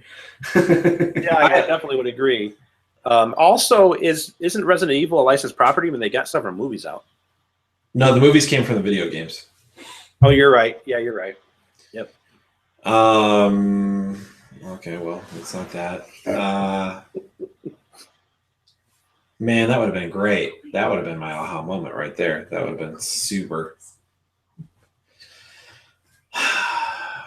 Okay, so we're assuming it's a shooter because you kill things with guns. I got to give you another hint because I'm going to be so upset if you don't get it. I told you. You've overlooked something in your game selections. You've overlooked something. That's all I'm going to say about that. We've overlooked something in our game selections.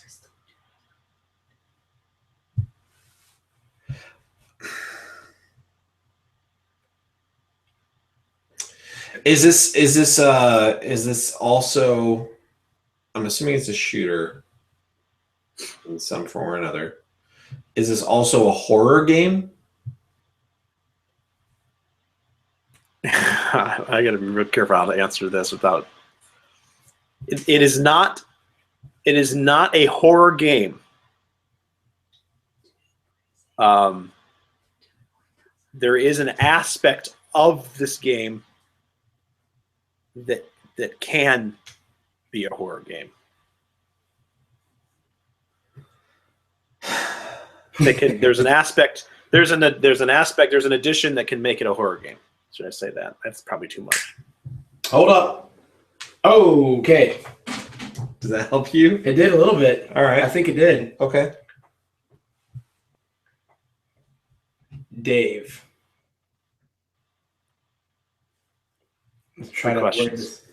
You try to word. How many questions? 3? Yeah, we got more. This one, mine, and then we got to take a guess. Okay, each gets to guess a game, though. Yeah. On the 20. Dave, can you... Yes. Does the main character have the opportunity to ride on the back of a horse in this game? Yes, he does. Oh, holy crap. It's Red Dead Redemption? It is Red Dead Redemption, motherfricker. All right. Oh, wait, maybe it's not. I don't know. Maybe it's not. I don't know. I'll ask if it's a Rockstar game. Yes, do that, please. And if it's a Rockstar game, we can probably safely assume. And then we can edit out our guess there, and then we'll build up the suspense, and then we'll say Red Dead Redemption on number 12. Okay, let's do that. Okay, yeah, let's do that. All right, Dave, is this a Rockstar game? Yes. Woo! All right, you know what? That was your aha moment, so I'm going to let you just go for it. This is your final question. Aha!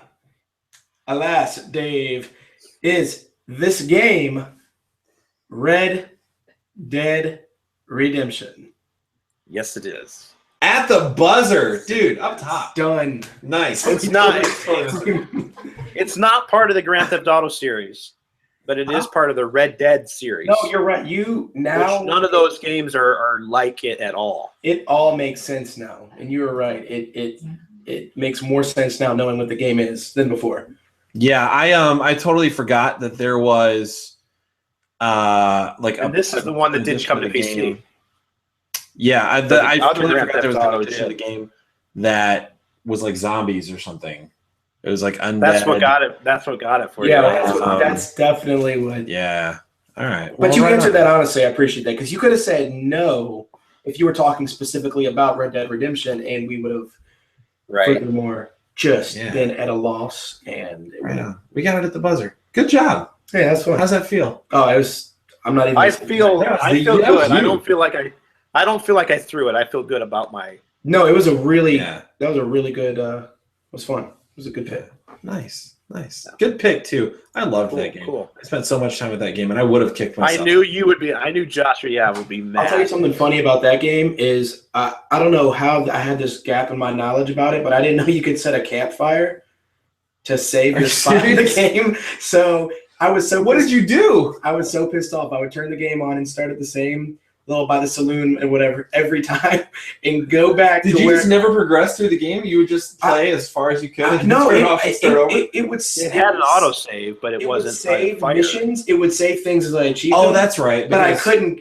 I would have to travel miles and miles. So if I was like, I'd be like, no, I got to turn the game. This is like the first 2 weeks I played it. I'd be like, no, I got to turn the game off, which means I'm gonna have to get on my horse and ride for 45 minutes to get back. That game was huge too. You would ride for a long time. You would, yeah. It was. I mean, you would ride from literally. I mean, it was obviously progressive, but you would ride from sunset or sun up to sundown. Yeah. And then through the night. And then, again, I didn't know how to set up camp for the day to come around. So I would just, like, watch my, watch or whatever and be like, all right, I need the sun to come up because this dude's sleeping. I need to talk to him. Mm-hmm. And I would just sit there and wait. I didn't know that you could set up a campfire. Oh, buddy. I know. It was. So Tyler spent a long time with that game. I spent way longer than I needed to. This was released in May 18th, 2010. So just in that 2010. Wow. Interesting. That's I think if we had narrowed it maybe between 10 and 12, it would have that may have popped into my mind. I was pretty sure. I had great hopes when I saw Tyler light up after the horror thing. But then when he said, "Do you and I knew he had it at that point. I knew he was going to say ride a horse. I didn't know he was going to say ride upon the back but I didn't know he was going to ask horse. That's an interesting way. I was so excited. Good job, guys. Good job. Yeah, good job, guys. Good job. All right, well, you know what? I think that wraps up our Chadless South Dakota Gamer podcast, which is sad, but Chad will be back next week, and we miss him very much. And I can't wait until he's back, and then things are back on track. And you just want to get rid of me as quickly as possible. No, that's not it. That's definitely part of it. Yeah, that's not all of it. I just realized we never broke up audio. We what? We never broke up audio. So we didn't. We didn't take a break. See, we need Chad back. We're just gonna have Chad back. We didn't take a break. We didn't break up the audio. That's all right. It'll be easier because it's only 2 streams instead of 3 this time. So. One of the good things we did learn from this is that we still know how to talk about things we like. We just don't know how to read. Yeah, we're just terrible at communicating written things. Written word. So. We just cannot read things. So Chad's much better at that. All right. Well, boys and girls, thank you so much for listening or watching or whatever you're doing at the moment. We appreciate you appreciating us. Some things we don't approve, not just anything.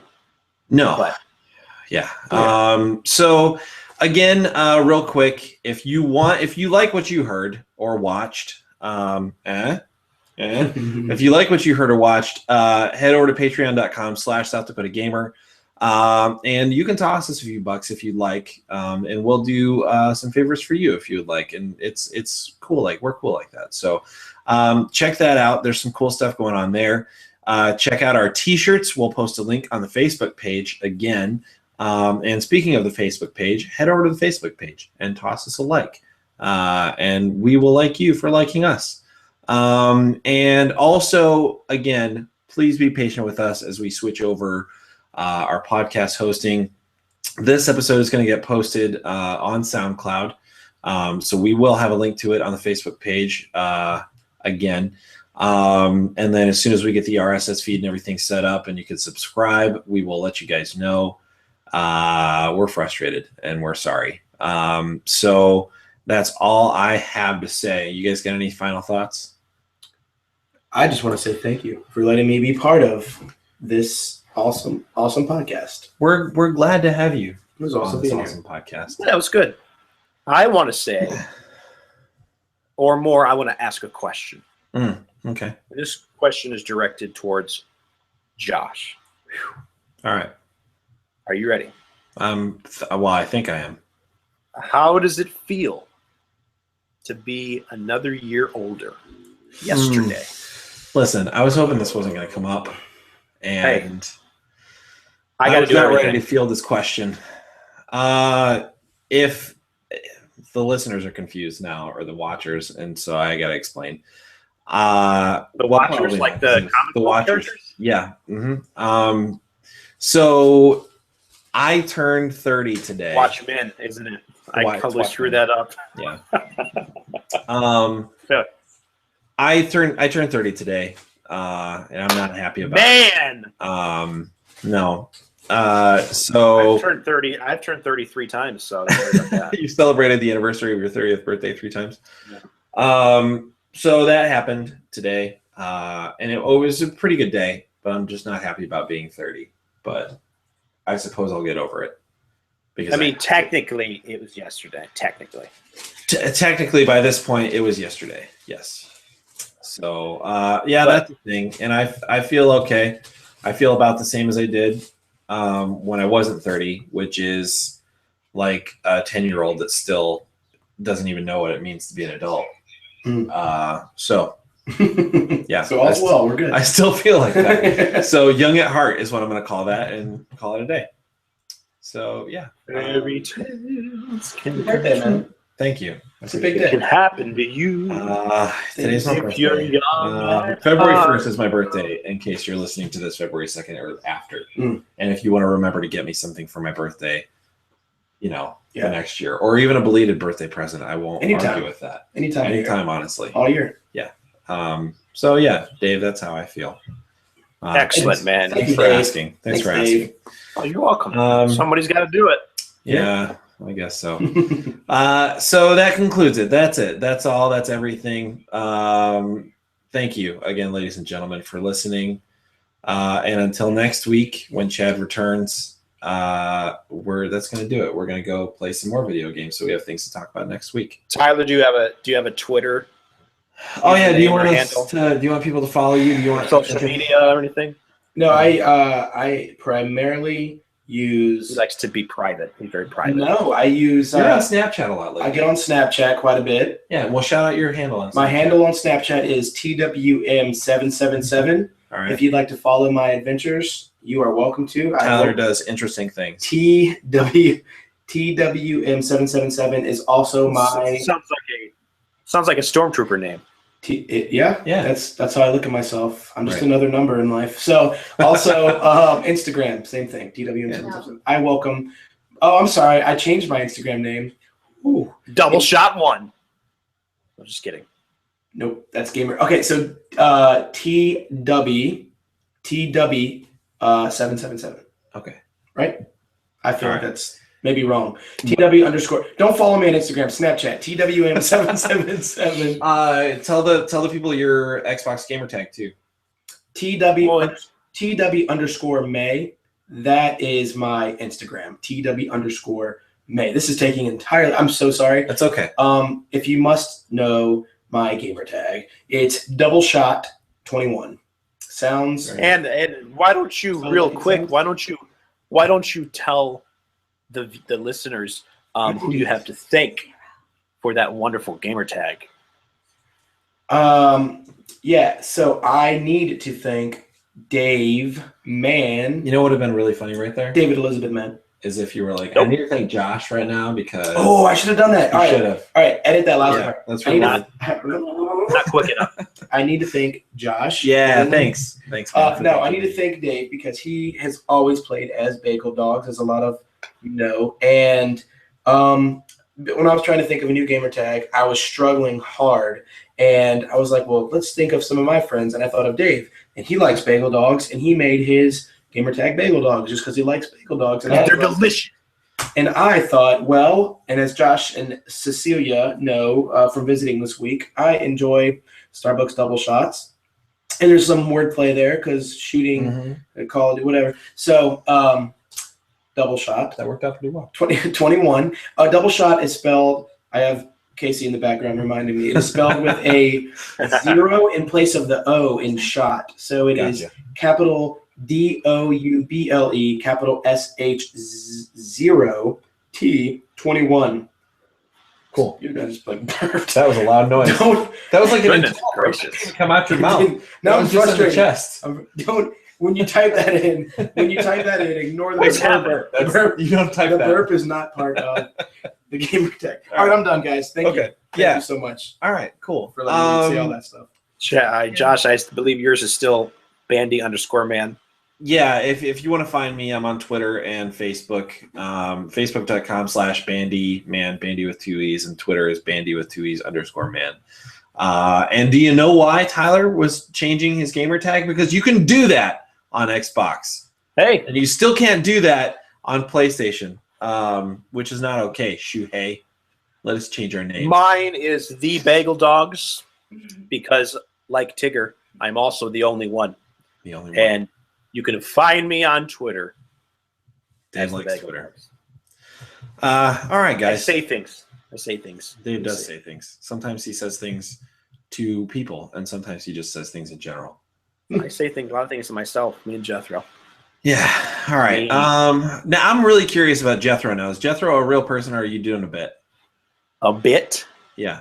Jethro is not I don't know what to say about Jethro. Can Jethro wave at us right now?